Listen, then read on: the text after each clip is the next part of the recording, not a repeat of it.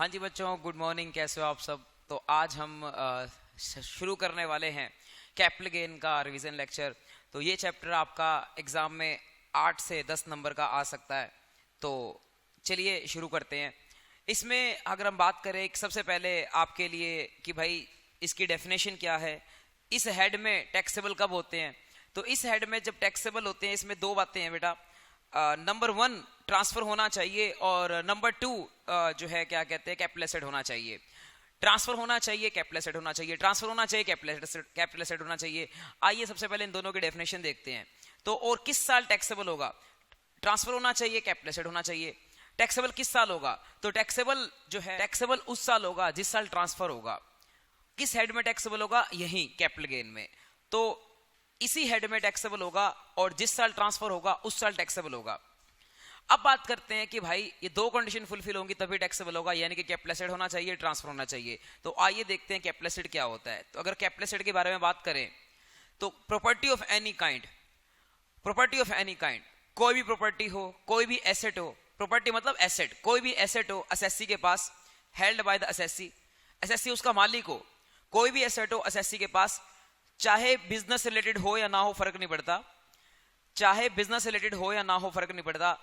कोई भी एसेट हो एसएससी के पास, कोई भी एसेट हो एसएससी के पास जो उसका मालिक हो तो उसको टैक्सेबल हो जाएगा, कैपिटल गेन हेड में टैक्सेबल हो जाएगा। इसके अलावा unit linked insurance plan, ULIP, इसको भी हम कैपिटल एसेट बोलते हैं।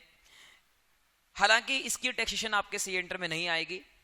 इसके अलावा securities held by the FIIs, FIIs मतलब फॉरेन इंस्टीट्यूशनल इन्वेस्टर, फॉरेन के इन्वेस्टर्स जब इंडिया में शेयर मार्केट में पैसा लगाते हैं, ऑल्दो उनका पैसा लगाना उनका बिजनेस होता है शेयर मार्केट में, लेकिन स्टिल जो वो शेयर मार्केट में पैसा लगाते हैं चाहे उनका बिजनेस हो, फिर भी जब वो शेयर वगैरह बेचेंगे उनका इसी हेड में टैक्सेबल होगा, इर्रिस्पेक्टिव ऑफ देयर बिजनेस, उनके बिजनेस होने के बावजूद इसी हेड में टैक्सेबल होगा।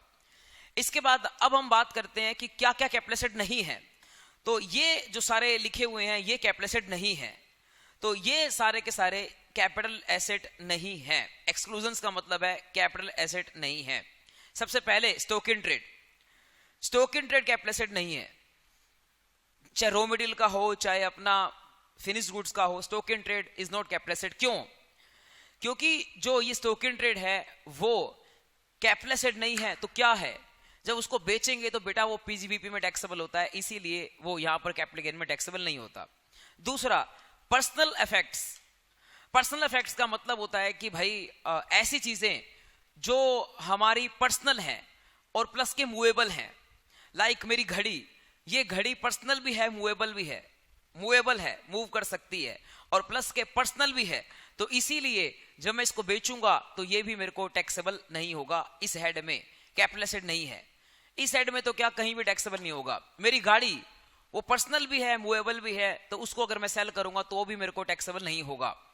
Personal plus movable asset. लेकिन वही गाड़ी अगर मैं बिजनेस में यूज करूं और उसके ऊपर डेप्रेशन क्लेम करूं तो वो डेप्रिशिएबल एसेट बन जाएगी, वो बिजनेस एसेट बन जाएगी। मूवेबल तो है बट वो बिजनेस है, उसके ऊपर मैंने डेप्रेशन क्लेम किया तो वो फिर कैपिटल एसेट में आएगी और उसको बेचूंगा तो टैक्सेबल होगा। और डेप्रिशिएबल एसेट कैसे टैक्सेबल होती है? हमेशा शॉर्ट टर्म कैपिटल गेन लगता है, ये अपन पीजीपी में सीख चुके हैं। लेकिन अगर कोई एसेट है, मेरी गाड़ी है पर्सनल प्लस मूवेबल, पर्सनल गाड़ी, और उसको अगर मैं बेचता हूं तो वो यहां टैक्सेबल नहीं होता, कैपिटल एसेट नहीं है। इसके अलावा पर्सनल प्लस मूवेबल में फर्नीचर भी आ सकता है, एपरल, कपड़े आ सकते हैं। तो अगर मैं कपड़े बेचता हूं, चश्मा बेचता हूं, अपने जूते बेचता हूं, personal plus movable, it will not be taxable. इसके अलावा rural agriculture land, personal plus movable, तो हमने सीख लिया कि पर्सनल एसेट्स प्लस के मूवेबल एसेट्स कैपिटल एसेट नहीं मानी जाती और टैक्सेबल नहीं होती। नेक्स्ट, रूरल एग्रीकल्चर लैंड, किसी किसान की जमीन है गांव में, उस गांव की जमीन को किसान बेचता है, वो भी कैपिटल एसेट नहीं माना जाता और वो भी उसको कैपिटल गेन में टैक्सेबल नहीं होगा। कैपिटल गेन तो छोड़ो, कहीं भी टैक्सेबल नहीं होगा। अब हमें देखना है कि रूरल एग्रीकल्चर लैंड क्या होती है। तो रूरल एग्रीकल्चर लैंड क्या होती है, इसकी डेफिनेशन मैंने अगले पेज पर दी है, तो जिसको मैं आपको इन डायग्राम्स के थ्रू समझाऊंगा। रूरल एग्रीकल्चर लैंड का मतलब होता है कोई गांव है, उस गांव के अंदर की जमीन, उस गांव की पॉपुलेशन अप टू 10,000 होनी चाहिए। तो कोई गांव है जिसकी पॉपुलेशन 10,000 के आसपास है, 10,000 से कम है या 10,000 है, उस गांव की जमीन, उस गांव के अंदर की जमीन भी रूरल मानी जाएगी और उस गांव के बाहर की भी रूरल मानी जाएगी। गांव के अंदर तो रूरल मानी जाएगी क्योंकि गांव है, बट गांव के बाहर भी रूरल मानी जाएगी क्योंकि गांव के बाहर, गांव के अंदर तो फिर भी कुछ लोग रह रहे हैं तो उस जमीन की कुछ वैल्यू होगी, बट गांव के अगर बाहर है तो वहां तो बिल्कुल ही वैल्यू नहीं होगी। इसका मतलब वो तो है ही रूरल। तो गांव के अंदर भी रूरल, गांव के बाहर भी रूरल, दोनों जगह जमीन रूरल मानी जाएगी।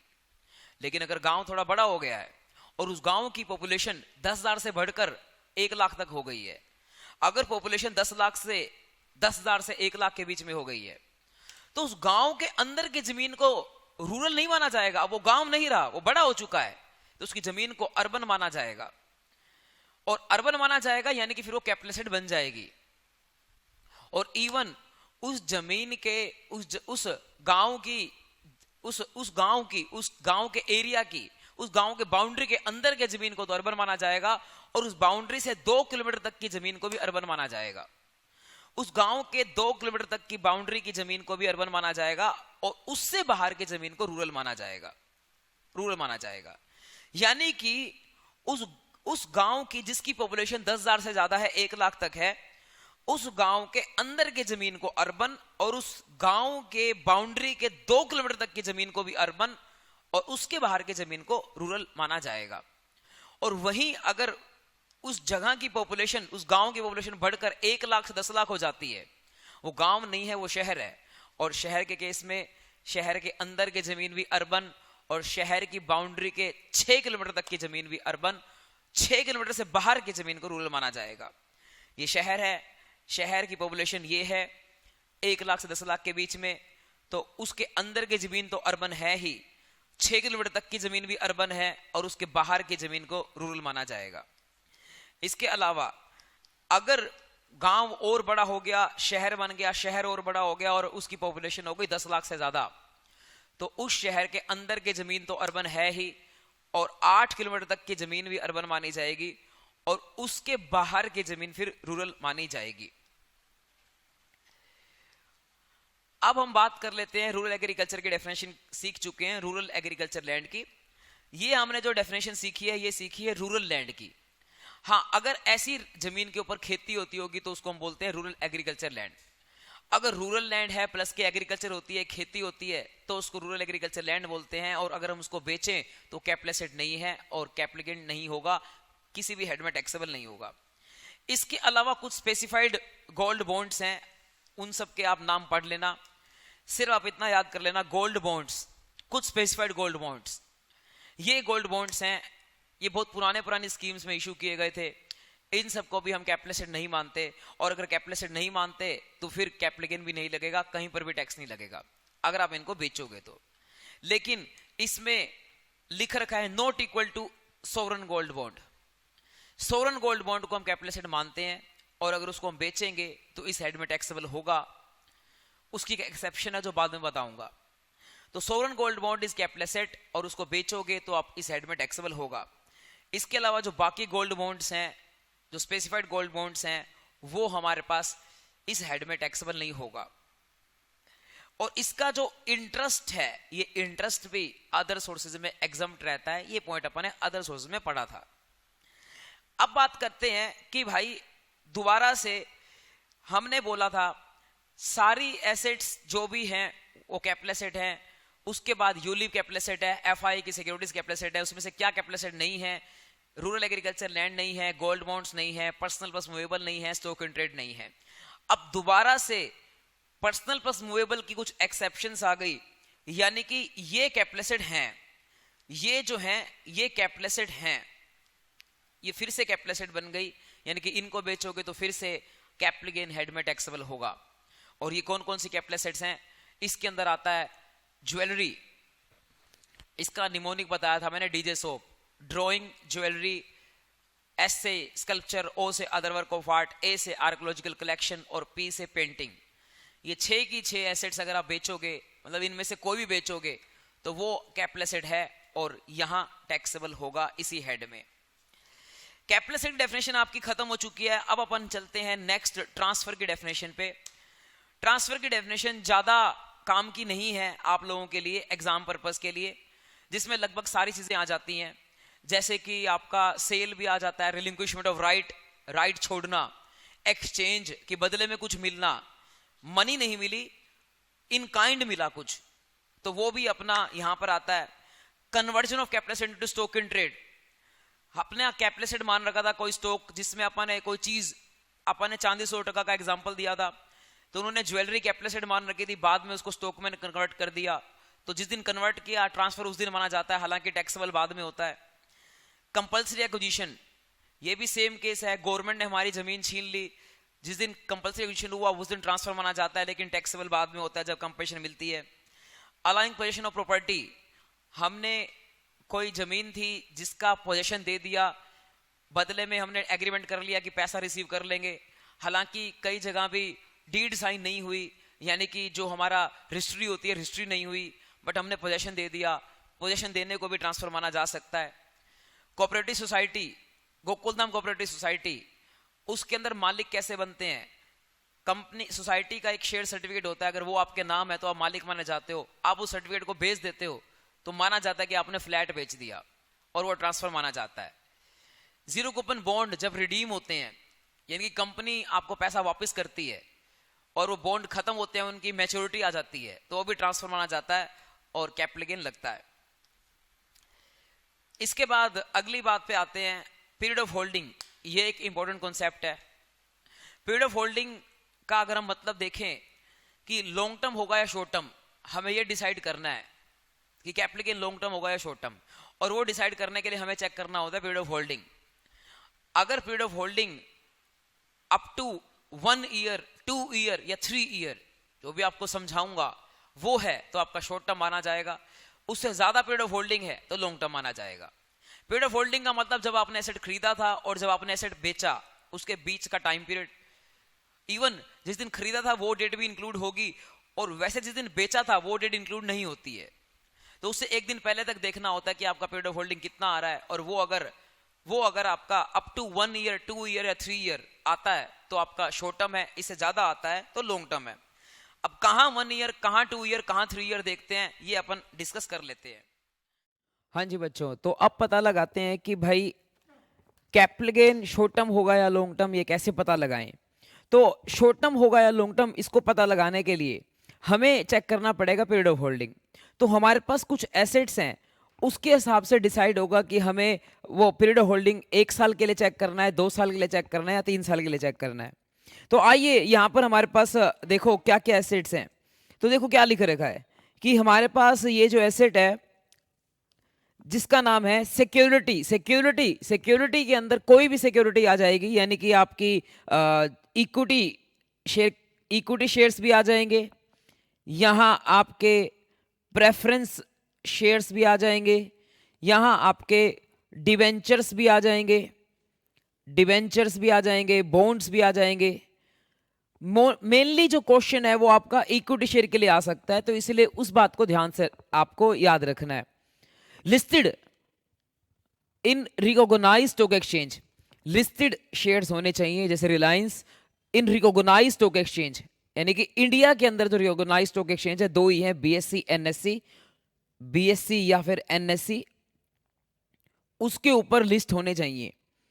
और उसके बाद लिखा हुआ है unit of equity oriented mutual fund, यानी कि ये हो गया आपका इक्विटी म्यूचुअल फंड, या फिर हो गया यूनिट ऑफ यूटीआई वाला ज्यादा पेपर में आने के चांस कम है।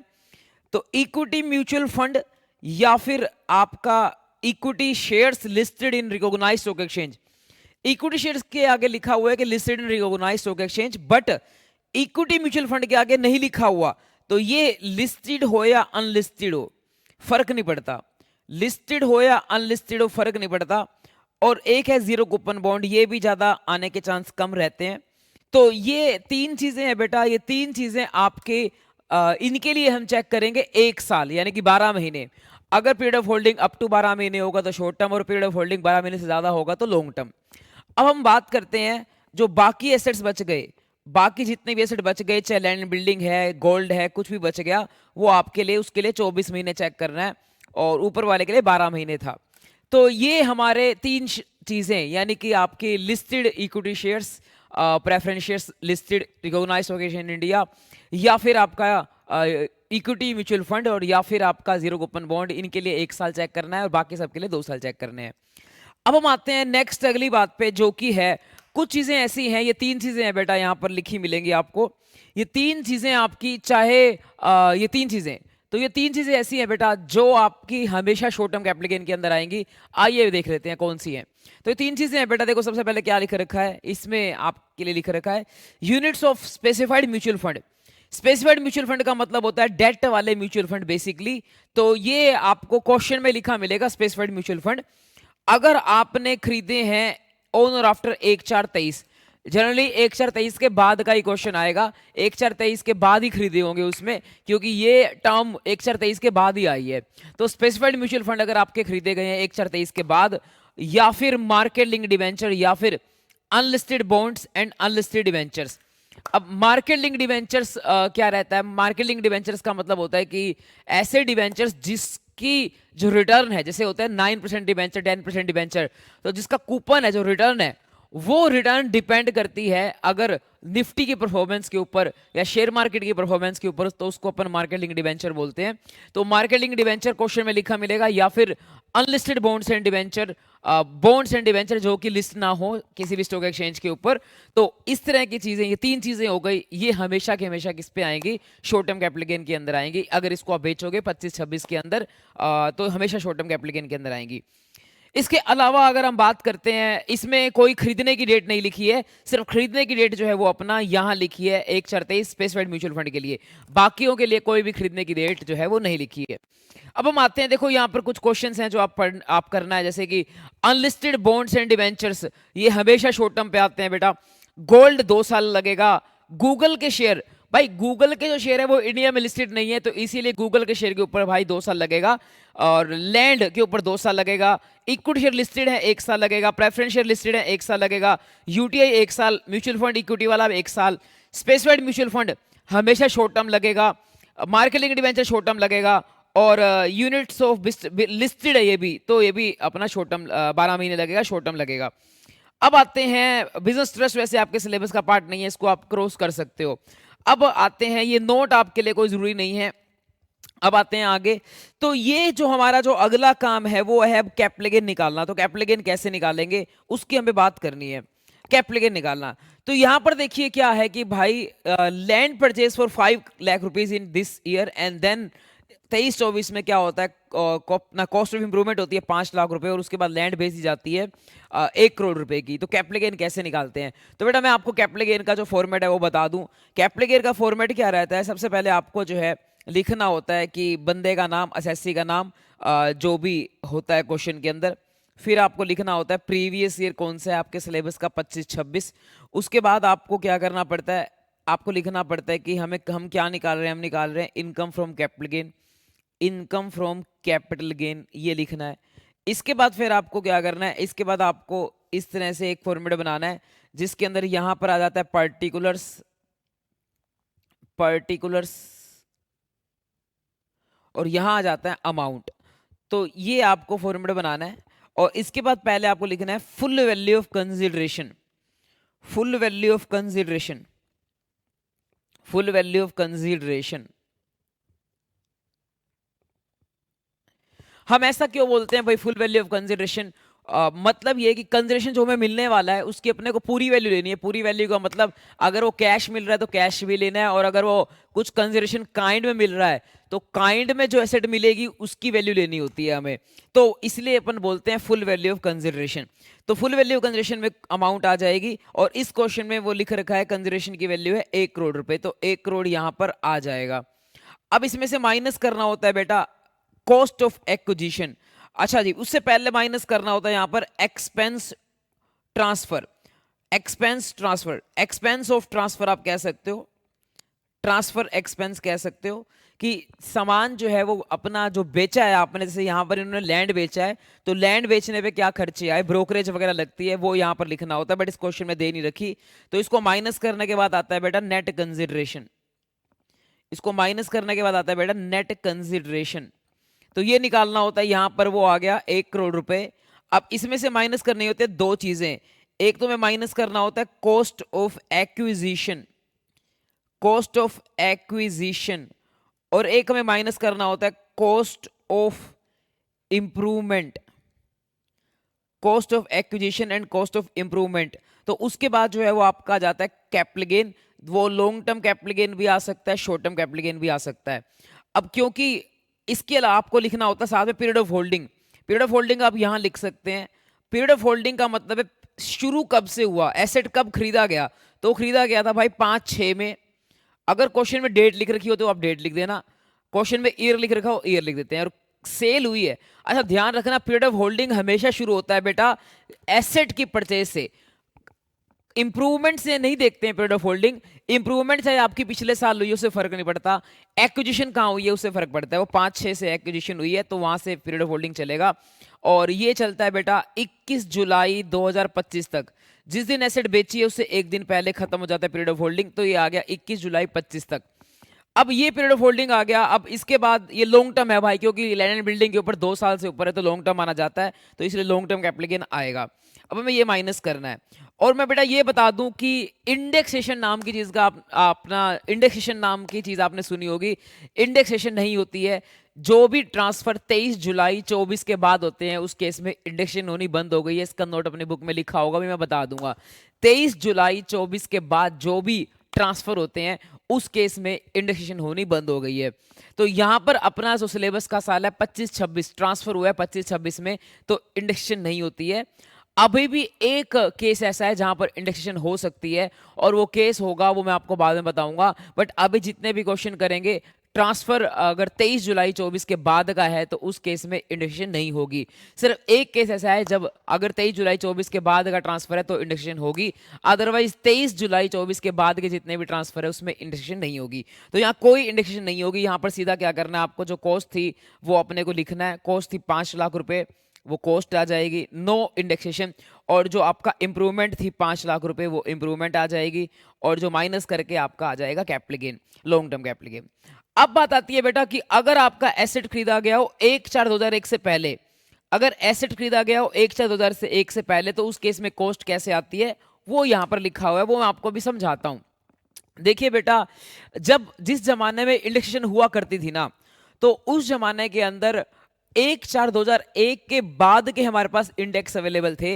जैसे कि भाई ये इंडेक्स बनाए गए थे हमारा इन्फ्लेशन को ऐड कर करके, बेस ईयर ले लिया था 2001, उसका 100 इंडेक्स था, उसके बाद आगे बढ़ते गए 104, 109 एंड सो ऑन। और अभी चलते चलते 2000 जो अपना चल रहा है 25-26, इसका इंडेक्स हो गया 376। तो जब हम इंडेक्सेशन करते हैं तो हम क्या करते थे कि अगर एसेट मान लो 2002 में खरीदी है तो हम ऊपर न्यूमरेटर और ट्रांसफर किया 25-26 में, तो हम क्या करते थे, हम जो है अपना कोई कॉस्ट है, हम कोई कॉस्ट है तो हम क्या करते थे, हम जो कॉस्ट होती थी बेटा, तो इंडेक्स हम कैसे किया करते थे पहले के जमाने में, कि मान लो अपने को निकालनी पड़ जाए इंडेक्स्ड कॉस्ट ऑफ एक्विजिशन, तो अपन क्या करेंगे, जैसे इस क्वेश्चन के अंदर कॉस्ट जो थी वो थी 5 लाख रुपए, मल्टीप्लाई बाय ऊपर लिया जाता था inflation, CII, cost inflation index, cost inflation index of transfer year. Transfer year अगर 25-26 है जो अपने सिलेबस का है तो 376 आ जाएगा, 376 आ जाएगा न्यूमरेटर में, और डिनोमिनेटर में आता था CII ऑफ एक्विजिशन, परचेज आपने कब किया। तो परचेज जो है क्या कहते हैं, आपने किया है, परचेज आपने किया है 376 आ जाएगा। और परचेज अगर आपने किया है, मैं बात करूंगा, तो परचेज किया था, जैसे इस क्वेश्चन में परचेज कब किया था, तो इस क्वेश्चन में परचेज किया था हमने 2005-6 में, तो 5-6 का CII आ जाएगा। और मैंने बुक में सारे CII दे रखे हैं, ये क्वेश्चन में लिखे हुए आते हैं बेटा, आपको याद नहीं करना है। 5-6 का था 117, तो 117 जो है क्या कहते हैं यहाँ लिख देंगे, तो इससे मल्टीप्लाई करके आपका आ जाएगा कि कॉस्ट इन्फ्लेशन इंडेक्स कितना आता है, I mean index cost of acquisition कितनी आती है, तो इस तरीके से निकाली जाएगी। तो अब अगर हम बात करते हैं बेटा कि इससे हमारी निकाली जाएगी कॉस्ट, जो है हमारी निकाली जाएगी। तो अगर मैं आता हूं यहां पर, वापस से इधर आते हैं बेटा, जो अपन क्वेश्चन कर रहे थे। तो हमने कहा कि भाई ये क्वेश्चन तो सॉल्व हो गया, इसमें तो कोई डाउट नहीं है। अगर हमें इंडेक्स कॉस्ट एक्विजिशन निकालनी पड़ जाए तो मैंने आपको तरीका बता दिया कि कैसे इंडेक्स कॉस्ट एक्विजिशन निकालनी है। अब बात आती है कि इंडेक्स अवेलेबल है 2001 के बाद वाले, क्योंकि गवर्नमेंट ने यही ठीक समझा। गवर्नमेंट ने समझा कि भाई इससे पुराने इंडेक्स देंगे तो अभी बहुत ज्यादा हो जाएगा, 370 चल रहा है, अगर ये इंडेक्स शुरू होंगे 1980 से तो अभी हो सकता है 3000 हो जाएगा, तो बहुत वेग आंसर आएगा। तो गवर्नमेंट ने कहा कि 2001 के बाद के इंडेक्स हम दे रहे हैं, और अगर 2001 से पहले कोई एसेट खरीदा है तो हम ना उसकी फेयर मार्केट वैल्यू से कंपैरिजन कर लेंगे। तो देखो, अब अगर एसेट खरीदा होता है 2001 से पहले तो हम उसकी फेयर मार्केट वैल्यू से कंपैरिजन करते हैं। कॉस्ट एफएमवी, इसमें से अपन जो है क्या कहते हैं, हायर करते हैं, फेयर मार्केट वैल्यू से कंपैरिजन करके हायर कर लेते हैं। असेसी के बेनिफिट के लिए इसका हायर किया जाता है। बट अगर मान ली आप बोलोगे सर कि ठीक है ये बात तो समझ आ गई, लेकिन अगर मान लो इंडेक्सेशन तो बंद हो गया, आप खुद कह रहे हो, तो क्या ये हायर करने वाला रूल चलेगा? हाँ, तो गवर्नमेंट ने हायर करने वाला रूल नहीं हटाया, ये तो अभी भी चलता है। बट 2001 के बाद जो एसेट खरीदा जाएगा उस पर कोई इंडेक्स नहीं होगा। 2001 से पहले जो एसेट खरीदा जाएगा उसका भी इंडेक्स नहीं होगा। बस क्या किया जाएगा, ऐसे कॉस्ट और एफएमवी विच एवरेज हायर कर लिया जाएगा। एफएमवी कौन सी डेट की? और एफएमवी 1/4/2001 की। और ये अपन क्या निकालने के लिए कर रहे हैं? ये अपन बेटा कॉस्ट निकालने के लिए कर रहे हैं। तो ये अपन कॉस्ट निकालने के लिए कर रहे हैं। कॉस्ट निकालने के लिए अपन क्या कर रहे हैं कि जो उसकी कॉस्ट है वो, और साथ में या फिर जो उसकी एफएमवी है उस एसेट की, 1/4/1 की एफएमवी है, उसको हायर कर रहे हैं अपन। वो क्यों कर रहे हैं कि भाई 1/4/1 से पहले अगर एसेट खरीदी है तो हमारे पास उसके इंडेक्स अवेलेबल नहीं होते हैं, तो इसीलिए अपन इसमें से हायर कर लेते हैं। अच्छा, अब एक और बात आती है बेटा, कॉस्ट आ गया, एफएमवी आ गया 1/4/1 का, और अपन हायर कर रहे हैं इस चीज को। साथ में एक और चीज आती है, इसका नाम होता है बेटा एसडीवी। अभी मैं बताता हूं। तो एक तो अपन कॉस्ट लेते हैं, एक अपन एफएमवी लेते हैं 1/4/2001 की। ये तभी लेते हैं अगर एसेट 1/4/1 से पहले खरीदा गया हो। अगर एसेट 1/4/1 से पहले खरीदा हो गया तो ही लेते हैं। देखो क्या लिखा रखा है, अगर एसेट 1/4/1 से पहले खरीदा गया है तो ही अपन कॉस्ट एफएमवी इसमें से हायर करते हैं, 1/4/1 की एफएमवी लेते हैं। अब अगली बात आती है बेटा कि हमें अगर जो है वो ये दे रखा है, अगर एसडीवी भी साथ में क्वेश्चन में दे रखी है। अब एसडीवी क्या होता है? Stamp duty value. Land and building के केस में गवर्नमेंट एक वैल्यू देती है, इसको अपन स्टैम्प ड्यूटी वैल्यू बोलते हैं। अगर स्टैम्प ड्यूटी वैल्यू दे रखी है क्वेश्चन के अंदर, और वो लैंड एंड बिल्डिंग के केस में ही होगी, अगर क्वेश्चन में स्टैम्प ड्यूटी वैल्यू भी दे रखी है तो उस केस में अपन क्या करेंगे, एसडीवी भी लेंगे। तो अब फिर क्या करेंगे, अपन पहले एसडीवी और एफएमवी में से लोअर करेंगे और उसके बाद कॉस्ट के साथ उसको कंपैरिजन करके हायर करेंगे। तो इस तरीके से आप निकालोगे कॉस्ट। याद रखिए, इंडेक्सेशन तो होती नहीं है, वो नहीं होगी। यदि ट्रांसफर हुआ होगा अपना, जो डेट बताई थी मैंने 23 जुलाई 2024 से पहले, तो उस केस में इंडेक्सेशन जरूर होगी। बट इंडेक्सेशन किस चीज की होगी? पहले 1/4/1 से पहले अगर एसेट खरीदा गया था तो उसका ये काम किया जाएगा, ये लास्ट में जब हायर आ जाएगा उसके बाद फिर इंडेक्सेशन की जाएगी, इस तरह से मल्टीप्लाई करके। अब अगर हम बात करते हैं, यहां पर देखो क्या लिखा रखा है कि 1999 के अंदर कोई प्रॉपर्टी खरीदी थी। एक क्वेश्चन करा देता हूं मैं। 2001 की इन्होंने एफएमवी दे रखी है, एसडीवी दे रखी है। कैसे निकालोगे? अगर इंडेक्स करनी पड़ जाए तो कैसे निकालोगे? तो भाई देखो क्या किया जाएगा। सबसे पहले जो है कॉस्ट ली जाएगी, वो है 40,000 रुपए। लिखना कैसे है? आपको कॉस्ट लिखनी है 40,000 रुपए, आपको एफएमवी लिखनी है, आपको एसडीवी लिखनी है 1/4/1 की। ये तीनों वैल्यू जो है 1/4/1 की हैं, और अपन कॉस्ट निकाल रहे हैं क्या होगी। तीनों वैल्यू लिखने के बाद पहले इनमें से लोअर करना है आपको, लोअर करके 2 लाख आ जाएगा। फिर आपको कॉस्ट में से हायर करना है, और हायर करके जो है वो अगेन 2 लाख आ जाएगा। तो यही आ जाएगी हमारी कॉस्ट ऑफ एक्विजिशन। अब अगर 23 जुलाई 24 से पहले का ट्रांसफर है तो इसका इंडेक्सेशन किया जाएगा। और इंडेक्सेशन कैसे किया जाएगा? और जो भी ट्रांसफर का सीआईआई होगा वो लिखा जाएगा। मान लो 2024 में ही ट्रांसफर है तो उसका 363 हुआ करता था, वो लिखा जाएगा। और डिवाइड बाय बेस ईयर 2001 वाला आएगा, वो 100 होता है, तो ये इसका आंसर आ जाएगा। और यदि ट्रांसफर अपना 25-26 में है, वैसे इंडेक्स होने बंद हो गए हैं, लेकिन फिर भी अगर पूछता है तो 25-26 में ट्रांसफर है तो ऊपर 376 डिवाइड बाय 100 लिखा जाएगा। क्वेश्चन में आपको दिए होंगे जो है CII। अब इसके अलावा ये अपने आप कर लेना, आप ये अपने आप कर लेना। ये अपने आप कर लेना। इसमें बस ये है कि एसडीवी अवेलेबल नहीं है तो सिर्फ अपन क्या करेंगे, कॉस्ट और एफएमवी दोनों में से हायर कर देंगे और जो अमाउंट आएगी वही हमारी कॉस्ट ऑफ एक्विजिशन बन जाएगी। अगर उसको इंडेक्सेशन करना पड़ेगा तो उसके बाद इंडेक्सेशन करेंगे।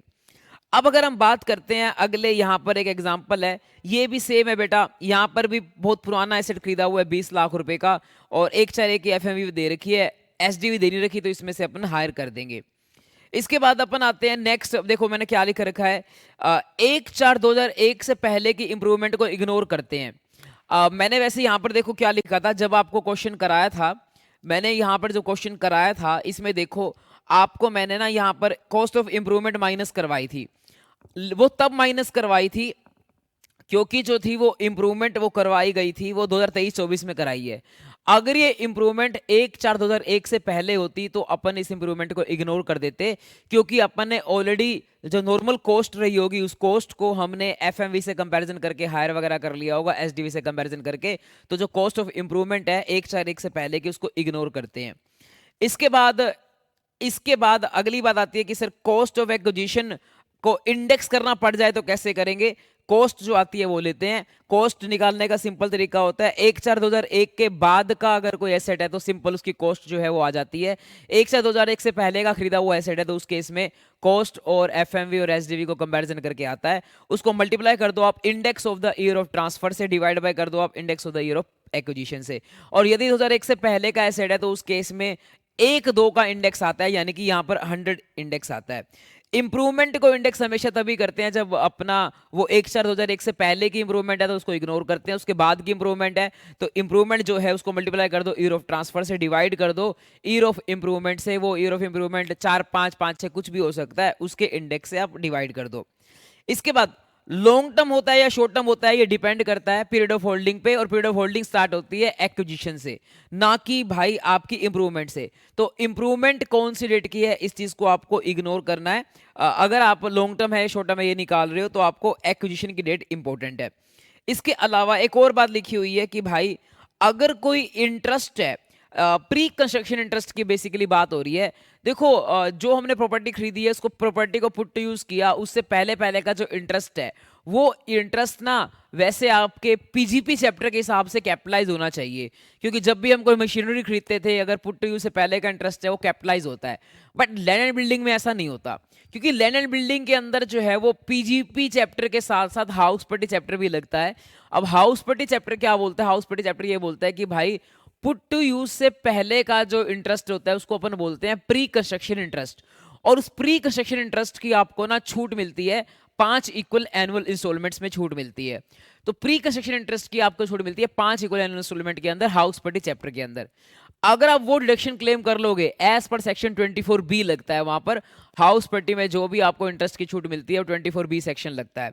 तो यदि आप 24B सेक्शन के अंदर हाउस पट्टी चैप्टर के अंदर प्री कंस्ट्रक्शन इंटरेस्ट की छूट क्लेम कर लोगे तो वो प्री कंस्ट्रक्शन इंटरेस्ट जो है वो कॉस्ट का पार्ट नहीं बनेगा, यानी कि वो कैपिटलाइज नहीं होगा और वो आप कॉस्ट ऑफ एक्विजिशन के अंदर ऐड नहीं कर सकते।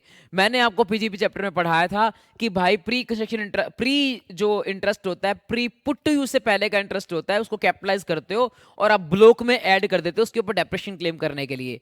बट यदि वो इंटरेस्ट को आपने हाउस पट्टी में क्लेम कर लिया है लैंड एंड बिल्डिंग के केस में, मशीनरी के केस में तो वही वाली बात आती है, मशीनरी के केस में हाउस पट्टी हेड लगता ही नहीं है, तो ये बिल्डिंग के केस में ही बात आएगी। अगर बिल्डिंग के केस में आपने जो प्री कंस्ट्रक्शन इंटरेस्ट है उसको अपना हाउस पट्टी में क्लेम कर लिया है तो उस केस में आप उसको कैपिटल गेन के अंदर क्लेम नहीं कर सकते, यानी कि उसको कॉस्ट का पार्ट नहीं बना सकते। कॉस्ट का पार्ट नहीं बना सकते मतलब ना तो उसके ऊपर डेप्रेशन क्लेम कर सकते और ना ही जब उसको आप क्या करोगे, सेल करोगे उस एसेट को, ना ही जब उसको आप सेल करोगे एसेट को तो उसको कॉस्ट के रूप में माइनस नहीं कर सकते प्री कंस्ट्रक्शन इंटरेस्ट को।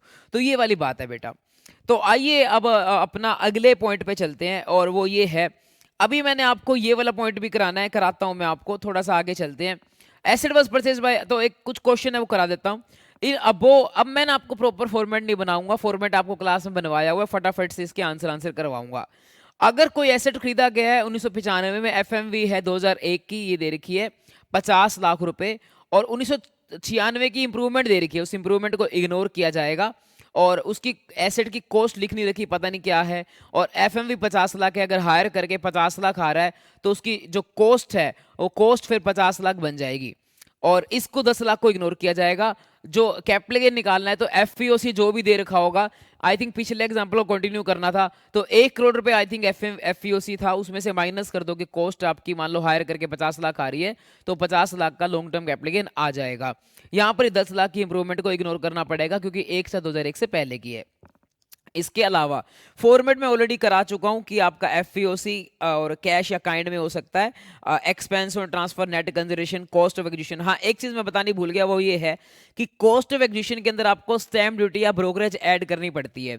तो बेटा जो जो अपना जब मैं एसेट कोई बेचता हूं तब भी ब्रोकरेज लगती है, और जब मैं एसेट खरीदता हूं तब भी ब्रोकरेज लगती है। जब मैं एसेट बेचता हूं वो वाली जो ब्रोकरेज होती है वो मैं अपना यहां माइनस करूंगा एक्सपेंस और ट्रांसफर में, लेकिन जो मैं एसेट खरीदता हूं, खरीदते टाइम जो ब्रोकरेज पे करता हूं वो मैं यहां पर ऐड करूंगा, कॉस्ट के अंदर ही ऐड कर दूंगा, और वो ऐड करने के बाद ही इंडेक्स किया जाएगा अगर इंडेक्स करना पड़ा। वैसे तो इंडेक्सेशन होता नहीं है, लेकिन अगर करना पड़ा तो वो कॉस्ट में ऐड करने के बाद ब्रोकरेज वगैरह तो ही किया जाएगा। जो स्टैम्प ड्यूटी की बात आती है, स्टैम्प ड्यूटी हमेशा बायर की होती है, तो इसीलिए वो अपना अपना बाइंग वाली साइड होती है। तो जब अपन बाय करेंगे एसेट तो स्टैम्प ड्यूटी पे करनी पड़ सकती है, ब्रोकरेज पे करनी पड़ सकती है, उन दोनों को ऐड करके ही अपन कॉस्ट निकालेंगे, उसके बाद ही उसको इंडेक्स करेंगे, और उसके बाद ही उसको एफएमवी से कंपैरिजन करेंगे, एसडीवी से कंपैरिजन करेंगे। अगर 1/4/1 से पहले की परचेज है तो cost including brokerage, stamp duty वगैरह लोगे, एफएमवी से कंपैरिजन करोगे, एसडीवी से कंपैरिजन करोगे, एफएमवी एसडीवी लोअर करके फिर जो आया उसको कॉस्ट से कंपैरिजन करके हायर करके वो आएगा, उसको फिर अपन क्या करेंगे, इंडेक्स वगैरह करेंगे। कॉस्ट ऑफ इंप्रूवमेंट तो सिंपल होती है, उसमें कोई बात ही नहीं होती, तो कैपिटल गेन या कैपिटल लॉस आ सकता है।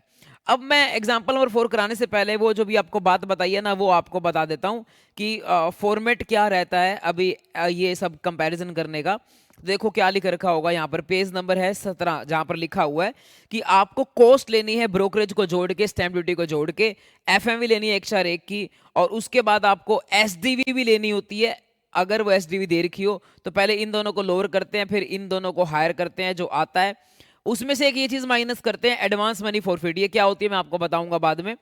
इसके बाद जो कॉस्ट आती है उसको फिर आपको इंडेक्स करना होता है, अगर इंडेक्सेशन एप्लीकेबल है। अगर नहीं एप्लीकेबल तो वो जो कॉस्ट आएगी वही लिख दोगे आप। अब वापस आते हैं बेटा, वापस आकर ये जो अपना एग्जाम्पल थे वो एग्जाम्पल करते हैं। ये जो मैं आपको एग्जाम्पल करा रहा था, ये वाला एग्जाम्पल कराता हूं। मैंने एक प्लॉट खरीदा 20 लाख रुपए का 18 में, लोन लिया 30 लाख रुपए का, 10% for the construction of the house.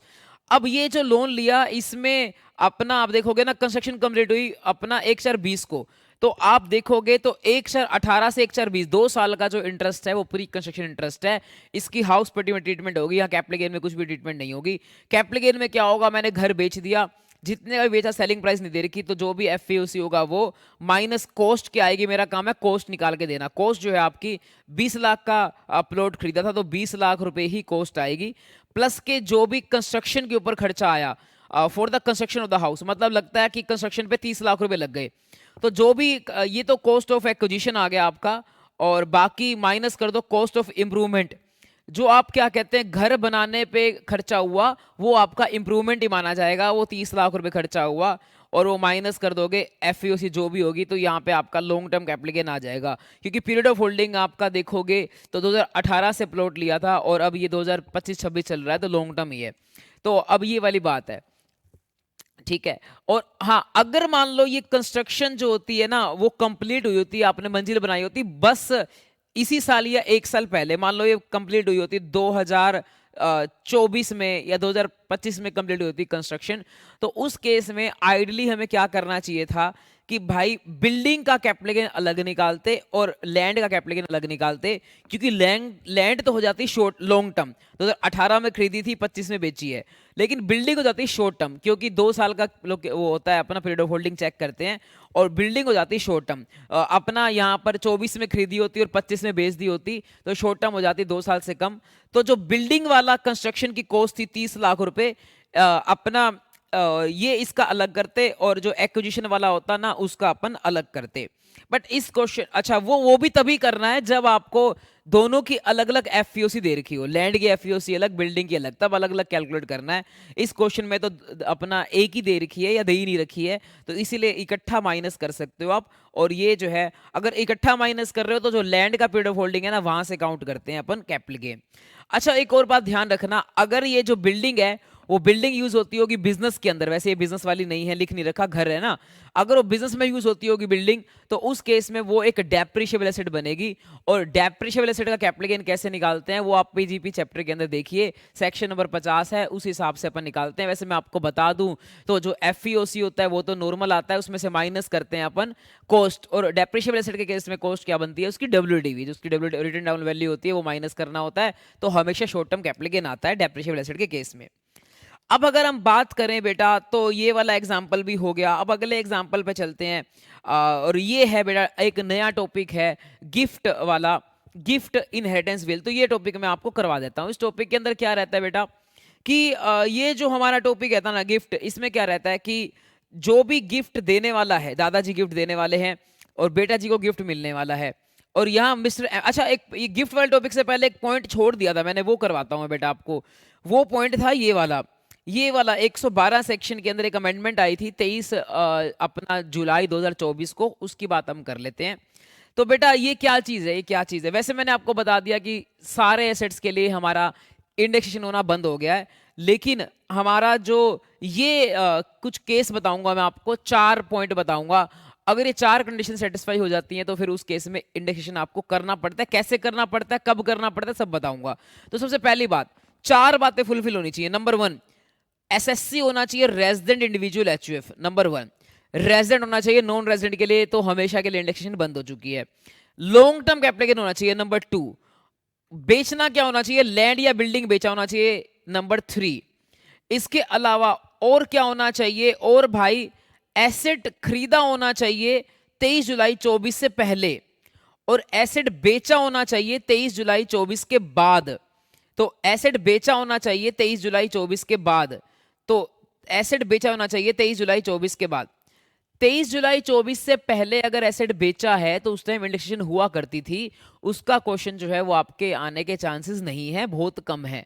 और 23 जुलाई 24 के बाद ही एसेट जो बेचा जाएगा तो ही आपका क्वेश्चन आएगा, क्योंकि आपके सिलेबस का साल है 25-26, तो एसेट बेचा जाएगा 25-26 में।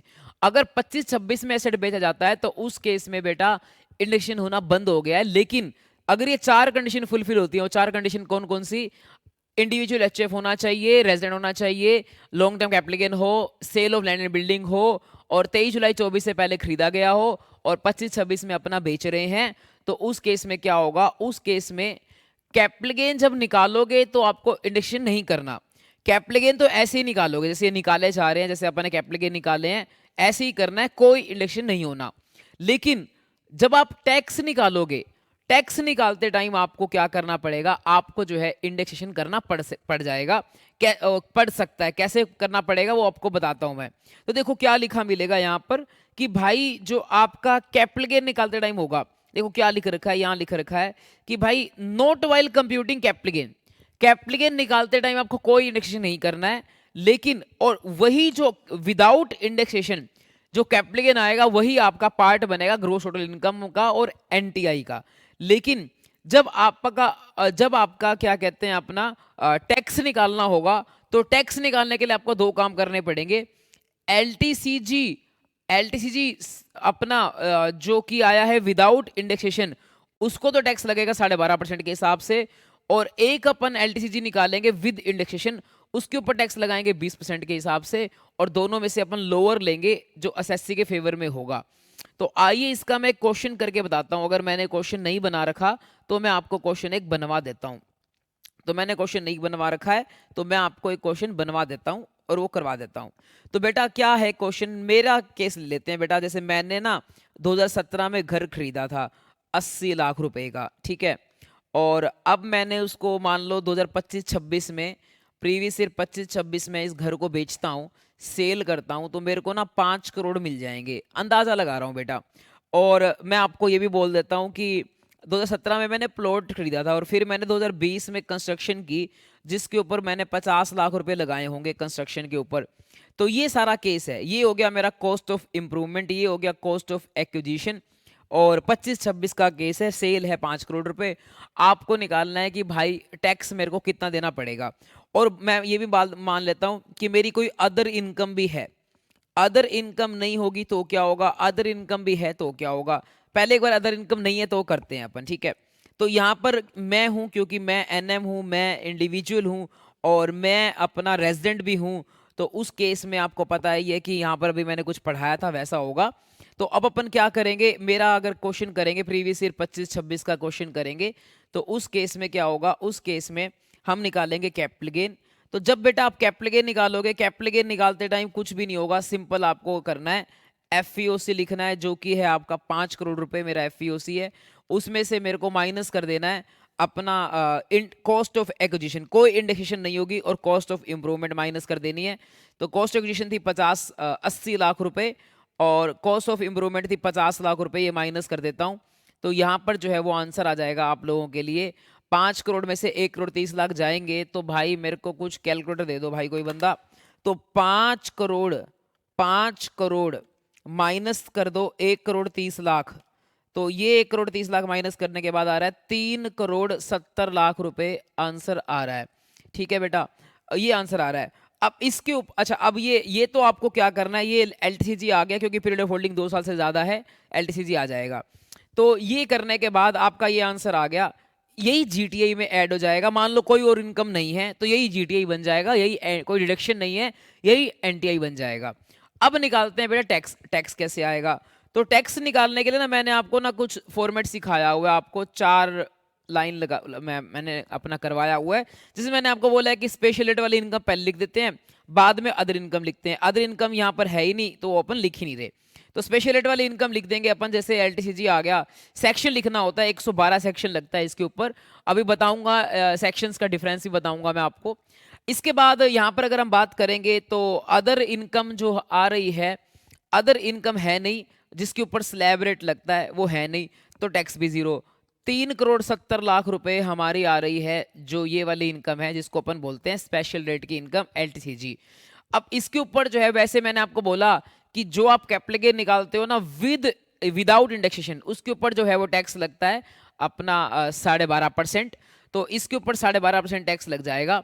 अब ये जो टैक्स की कैलकुलेशन है ना वर्किंग नोट में करेंगे, तो आइए अपन वर्किंग नोट बना लेते हैं, वर्किंग नोट में टैक्स निकालते हैं। तो एलटीसीजी पे टैक्स क्या निकलेगा, तो एलटीसीजी पे जो टैक्स निकलेगा, एक तो अपन ले लेंगे जो विदाउट इंडेक्सेशन एलटीसीजी है। तो विदाउट इंडेक्सेशन जो एलटीसीजी आ रहा है वो है 3 करोड़ 70 लाख रुपए। इसको मल्टीप्लाई कर दोगे आप 12.5% से, ये टैक्स आ जाएगा। तो 3 करोड़ 70 लाख रुपए। अच्छा, इसमें एक और बात आती है बेटा, वो ये है क्योंकि मैं रेजिडेंट इंडिविजुअल एचयूएफ हूं, मेरी और कोई इनकम है नहीं, तो उस केस में मेरे को अनएग्जॉस्टेड स्लैब का फायदा मिलता है। यहां पर मैं अगर न्यू स्कीम के अंदर बात करूं, अगर मैं न्यू स्कीम के अंदर बात करूं, न्यू स्कीम के अंदर तो मेरे को 4 लाख रुपए की स्लैब मिलती है, जो कि अनएग्जॉस्टेड रह गई क्योंकि यहां पर कोई और इनकम नहीं है। तो 4 लाख रुपए मैं उसमें से एडजस्ट कर सकता हूं, 3 करोड़ 70 लाख में से 4 लाख एडजस्ट कर सकता हूं। तो यहां पहले मैं 4 लाख माइनस कर दूंगा अनएग्जॉस्टेड स्लैब, वो कैपिटल गेन से एडजस्ट हो सकती है रेजिडेंट के केस में।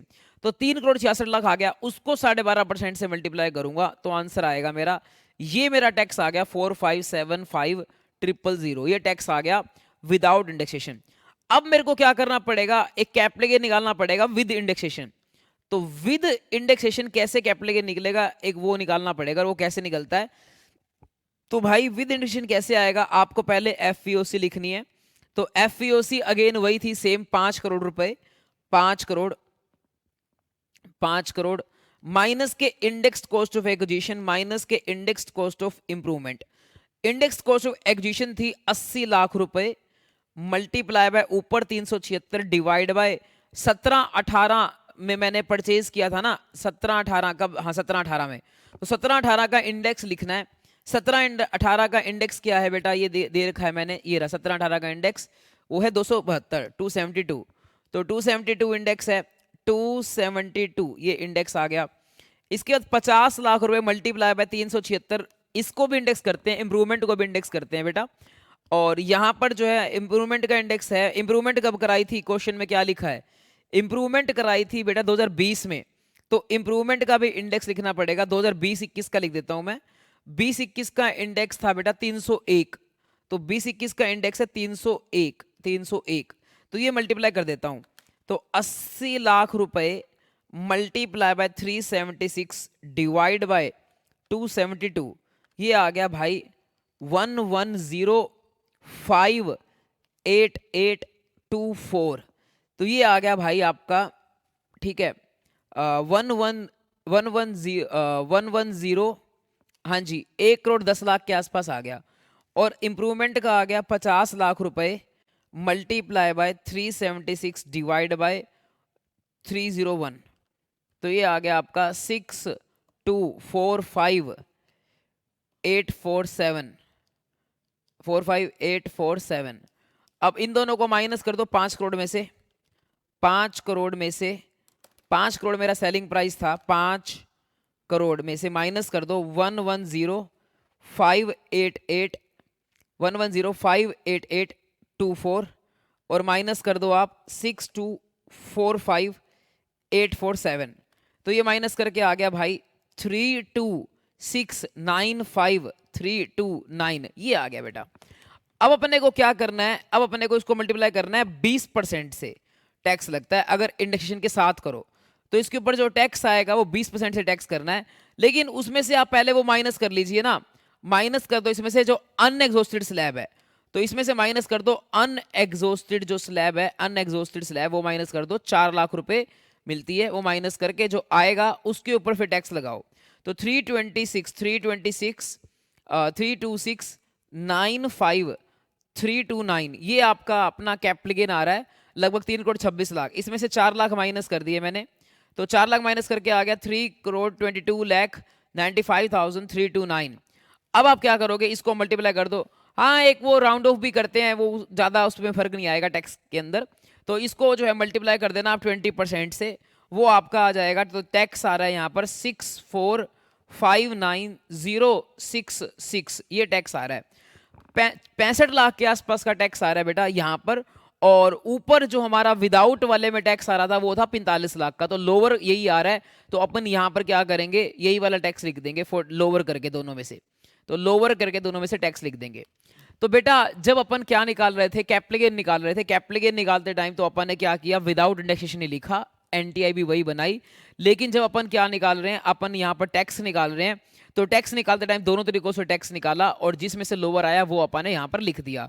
अब ये अपना आ जाएगा तो 45,75,000 इस पे अपन अपने को लगाना पड़ेगा सरचार्ज, क्योंकि इनकम काफ़ी ज़्यादा है, 3 करोड़ से ऊपर है, तो सरचार्ज वैसे तो 2 करोड़ से ऊपर भी सरचार्ज लग जाता है, 50 लाख से ऊपर भी लगता है, 1 करोड़ से ऊपर लगता है, 2 करोड़ से ऊपर लगता है सरचार्ज।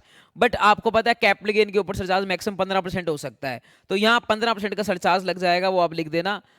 ये आ गया 45,75,000 रुपये जो टैक्स आया, उसको 15% सरचार्ज लगा दिया मैंने, 686,250 जो आ गया, प्लस इज इक्वल टू ये आ गया 5261,250, ये आ गया आपका। इसमें 4% का सेस और जोड़ दो, तो सेस जोड़ के फाइनल आंसर आ रहा है 5471,700, ये मेरे को टैक्स देना पड़ेगा बेटा, ठीक है, ये फाइनल आंसर आएगा। तो मैं इस पॉइंट से रिलेटेड कुछ बातें बता रहा था। नंबर 1 पॉइंट ये है बेटा कि जीटीआई निकालते टाइम तो विदाउट आपको इंडेक्स सी करना है और एनटीआई भी वैसे ही निकलेगी, लेकिन टैक्स निकालते टाइम आपको दोनों में से ऐसे जो है वो लोअर करना है और वो वहाँ पर ऊपर पुट कर देना है और उसके बाद बाकी सारा काम करना है। अच्छा, सरचार्ज निकालते टाइम आपको जो एनटीआई देखनी है वो विदाउट इंडेक्स वाली ही देखनी है, यही वाली देखनी है, विद इंडेक्स वाला जो है नहीं देखना, क्योंकि विद इंडेक्स आप देखोगे ना तो विद इंडेक्स कैपिटल गेन कम आ रहा था, 3 करोड़ 26 लाख आ रहा था, विदाउट वाला 370 आ रहा था, तो आपको विदाउट वाला ही देखना है क्योंकि यही एनटीआई में काउंट होगा विदाउट इंडेक्सेशन।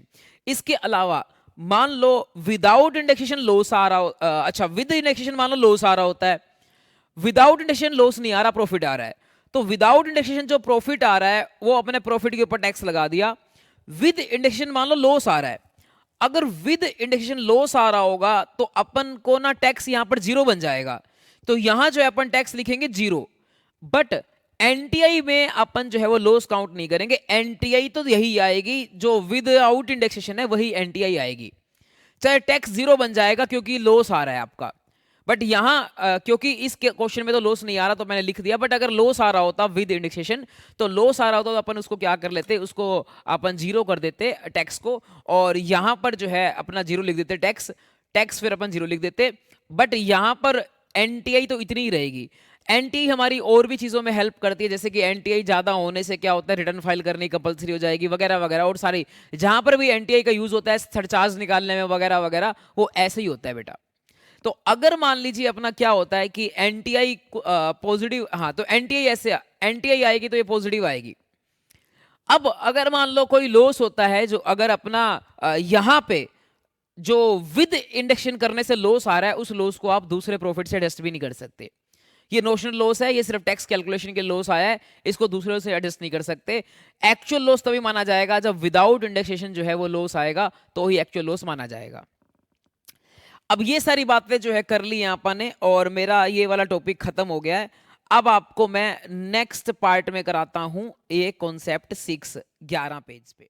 हाँ जी बच्चों, तो हमारा टॉपिक नेक्स्ट है concept number 6, gift inheritance will. आइए इसमें क्या होता है देखिए।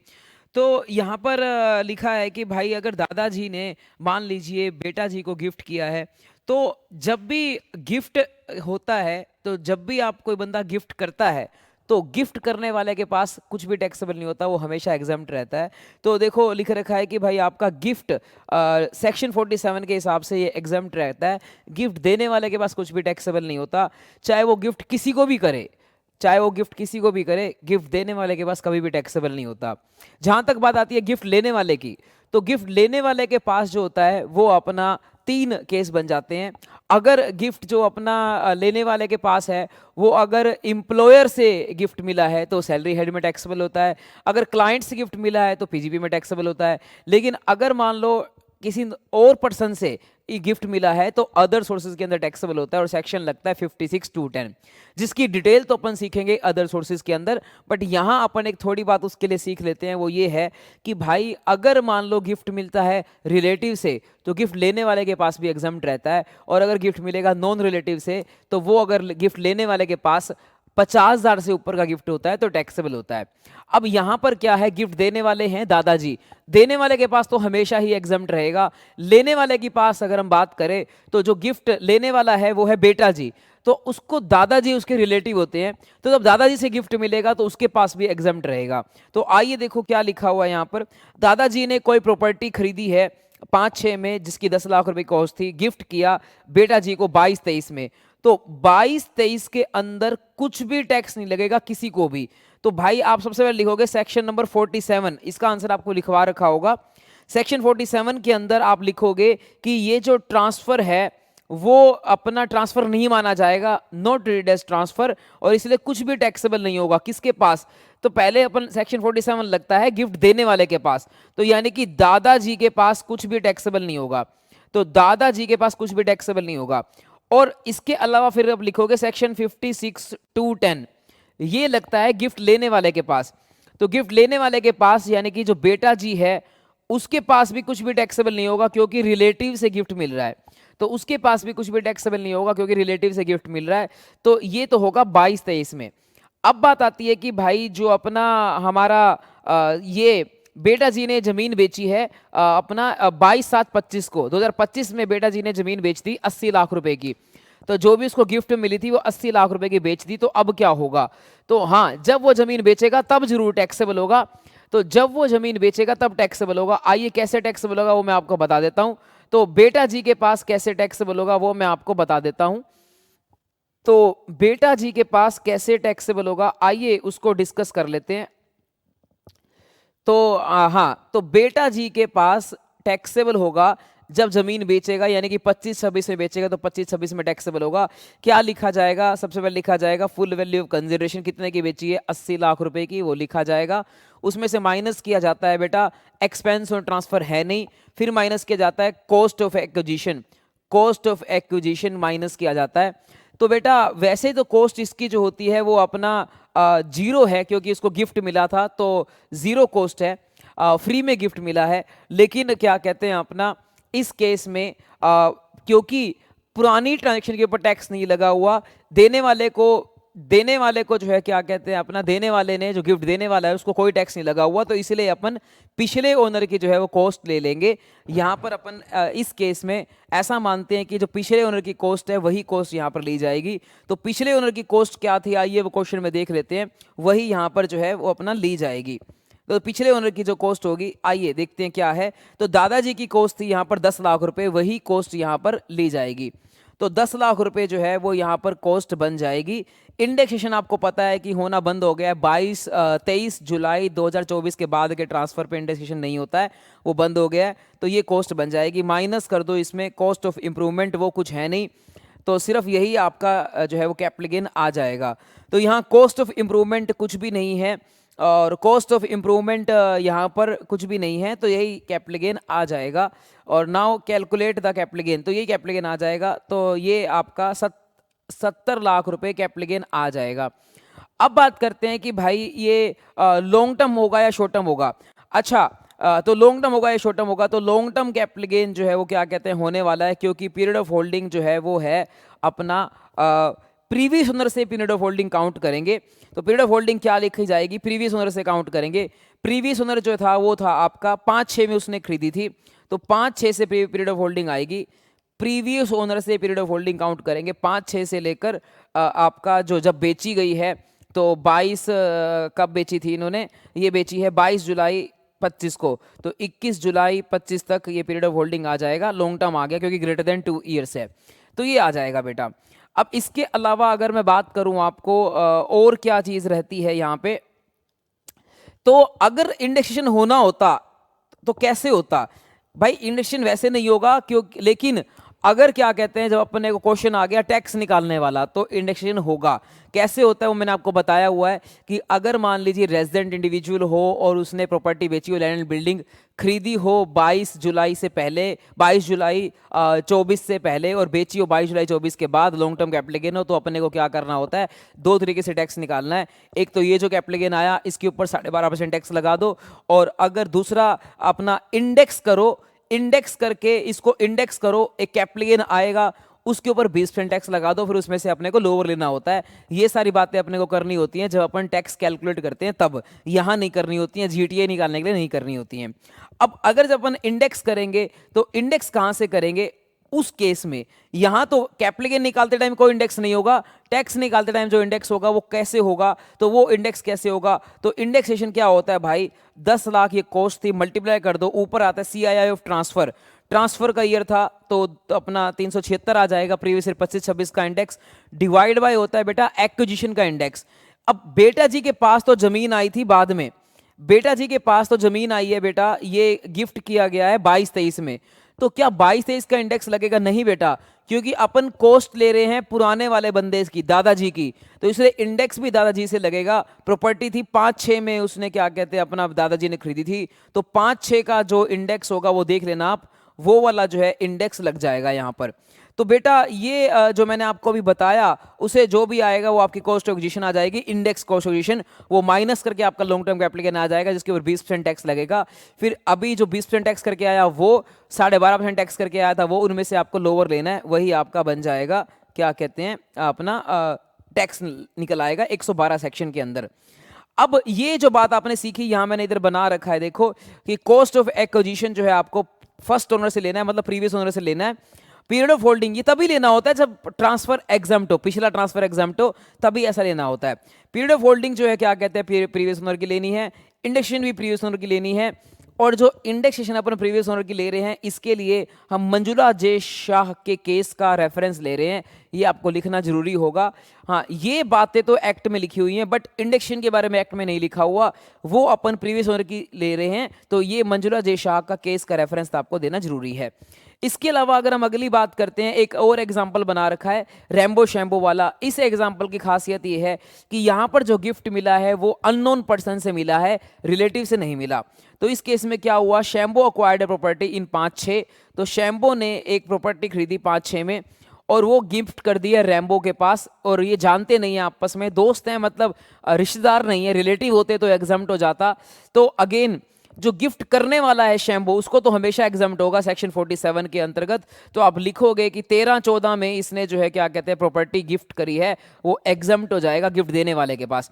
लेकिन लेने वाला है रैम्बो, रैम्बो के पास टैक्सेबल हो जाएगा क्योंकि प्रॉपर्टी की एसडीवी 50 लाख है, 50,000 से ऊपर का अगर गिफ्ट मिलता है तो टैक्सेबल हो जाता है, तो 50 लाख रुपए टैक्सेबल हो जाएगा। तो प्रीवियस ईयर जो है अपना 12-13 में 13-14 में गिफ्ट मिला है, प्रीवियस ईयर 13-14 के अंदर जो अपना रैम्बो था, रैम्बो के पास इनकम फ्रॉम अदर सोर्सेज के अंदर सेक्शन लग जाएगा 56(2)(10) और 50,000 से ऊपर का गिफ्ट टैक्सेबल हो जाता है। जितनी एसडीवी है वो टैक्सेबल हो जाएगा, तो 50 लाख रुपए विल बी टैक्सेबल। इसके बाद अब रैम्बो ने ये प्रॉपर्टी जो है अपना बेची है 25-26 के अंदर 1 करोड़ रुपए की, तो अब उसको कैपिटल गेन देना पड़ेगा। कैपिटल गेन कैसे लगेगा, तो यहां पर एफईओसी जो है वो आ जाएगी 1 करोड़ माइनस कॉस्ट क्या ली जाएगी। जो पिछला मैंने क्वेश्चन कराया था अपना दादाजी वाला, वहां पर मैंने कॉस्ट ली थी प्रीवियस ओनर की, दादाजी की, बट यहां प्रीवियस ओनर की कॉस्ट नहीं ली जाएगी क्योंकि रैम्बो ऑलरेडी 50 लाख के ऊपर टैक्स दे चुका है। तो जो उसकी एसडीवी थी 13-14 की, वही इसकी कॉस्ट बनेगी, वही 50 लाख रुपए इसकी कॉस्ट बन जाएगी। और अपना 50 लाख रुपए यहां पर आ जाएगा long term capital gain. Period of holding कहां से काउंट होगा बेटा, पीरियड ऑफ होल्डिंग अब इसका खुद का काउंट होगा, जहां से खुद से, यानी कि 13-14 से पीरियड ऑफ होल्डिंग काउंट होगा और वो कहां तक चलेगा, वो अपना 25-26 तक पीरियड ऑफ होल्डिंग चलेगा, ये पीरियड ऑफ होल्डिंग काउंट होगा। इंडेक्सेशन कहां से होगी, वैसे यहां इंडेक्सेशन नहीं होगी, लेकिन अगर टैक्स निकालना आ गया, इंडेक्सेशन करनी पड़ी, तो इंडेक्सेशन कहां से होगी, इंडेक्सेशन भी 13-14 से होगी। ऊपर आएगा सीआईआई ऑफ ट्रांसफर, नीचे आएगा सीआईआई ऑफ जब इसके पास आया एक्विजिशन, वो है 13-14, तो इस तरह से इंडेक्सेशन होगी। आइए ये अपनी बात अपन कर लेते हैं। तो यहां पर मैंने लिखवा नहीं रखा, इसकी नोट्स आपको मिलेंगे अदर सोर्सेज के अंदर कि भाई अगर नॉन रिलेटिव से गिफ्ट मिलता है तो उस केस में क्या होता है। तो उस केस में पहले तो वो गिफ्ट टैक्सेबल होता है आपको जब मिलता है, उसके बाद जो है क्या कहते हैं, जब बेचते हो तो वही उसकी कॉस्ट मानी जाती है, जो आपकी एसडीवी थी अपना गिफ्ट की डेट की, वही उसकी कॉस्ट मानी जाती है। इंडेक्सेशन भी वहीं से लगता है। इसके अलावा अब अगर अपनी बात पे आते हैं, अगली बात पे, जो कि है cost of property in the hands of previous owner can not be ascertained. जैसे मैंने आपको अभी पिछले केस में बताया था, ये अपना दादाजी वाले केस में, कि प्रीवियस ओनर की हमारे को जो है कॉस्ट लेनी होती है, और यदि प्रीवियस ओनर की कॉस्ट हमारे को ना पता हो तो उस केस में क्या करेंगे। कई बार हो सकता है कि भाई दादाजी की ने कितने का खरीदा था, हमारे पास कागज ही नहीं है। अगर प्रीवियस ओनर की कॉस्ट नहीं पता तो हम एफएमवी ले लेते हैं, प्रीवियस ओनर ने जब खरीदी थी उस डेट की FMV, FMV on date on which capital asset became the property of the previous owner. Previous owner ने जब उसको खरीदा था उस डेट की अपन एफएमवी ले लेते हैं उस केस में, अगर हमें प्रीवियस ओनर की कॉस्ट ना पता हो तो। इसके अलावा मैंने इसका कोई एग्जांपल बना नहीं रखा क्योंकि कभी ये पॉइंट पेपर में आया नहीं है। अब जो मैंने आपको बताया कि गिफ्ट जो होता है वो एग्जम्प्ट होता है, गिफ्ट देने वाले के भी पास एग्जम्प्ट होता है, लेने वाले के पास तो क्या कहते हैं अपना 56(2)(10) लग जाता है। अगर रिलेटिव से मिलेगा तो एग्जम्प्ट है, अदरवाइज टैक्सेबल होता है। तो जो गिफ्ट देने वाले के पास एग्जम्प्ट होता है, ऐसी और कौन कौन सी चीजें हैं जो गिफ्ट देने वाले के पास एग्जम्प्ट होती है। देखो क्या लिख रखा है कि ये सारी ट्रांसफर ऐसे हैं जो गिफ्ट देने वाले के पास एग्जम्प्ट रहते हैं। जैसे कि अगर कोई भी कैपिटल एसेट दोगे, इंडिविजुअल या एचयूएफ अगर गिफ्ट देगा तो एग्जम्प्ट होता है, कंपनी वगैरह गिफ्ट देगी तो एग्जम्प्ट नहीं है। कंपनी के केस में अगर वो सब्सिडरी को देगी तो एग्जम्प्ट है, अभी बताऊंगा। बाकी इंडिविजुअल एचयूएफ जो है अगर आप गिफ्ट देता है किसी को भी, वो एग्जम्प्ट होता है। या विल करता है, अपनी वसीयत करके जाता है, या इर्रिवोकेबल ट्रस्ट बना के जाता है, प्रॉपर्टी ट्रस्ट के नाम ट्रांसफर कर देता है कि भाई ये ट्रस्ट के पास चली गई प्रॉपर्टी, अब ट्रस्ट संभालेगी, तो उस केस में भी जो है वो एग्जम्प्ट रहता है। गिफ्ट देने वाले के पास हमेशा एग्जम्प्ट है। इसके अलावा एचयूएफ के पार्टीशन पे जो एसेट मिलती हैं उसके मेंबर्स को, वो भी एग्जम्प्ट होती हैं। एचयूएफ के पार्टीशन पे जो एसेट मिलती हैं उसके मेंबर्स को, वो भी एग्जम्प्ट रहती हैं। बट अगर एचयूएफ का पार्टीशन नहीं हुआ, वैसे ही एसेट मिल रही है, मेंबर को गिफ्ट मिल रही है एचयूएफ से, तो मेंबर को टैक्सेबल होती है, क्योंकि मेंबर के लिए एचयूएफ रिलेटिव नहीं माना जाता।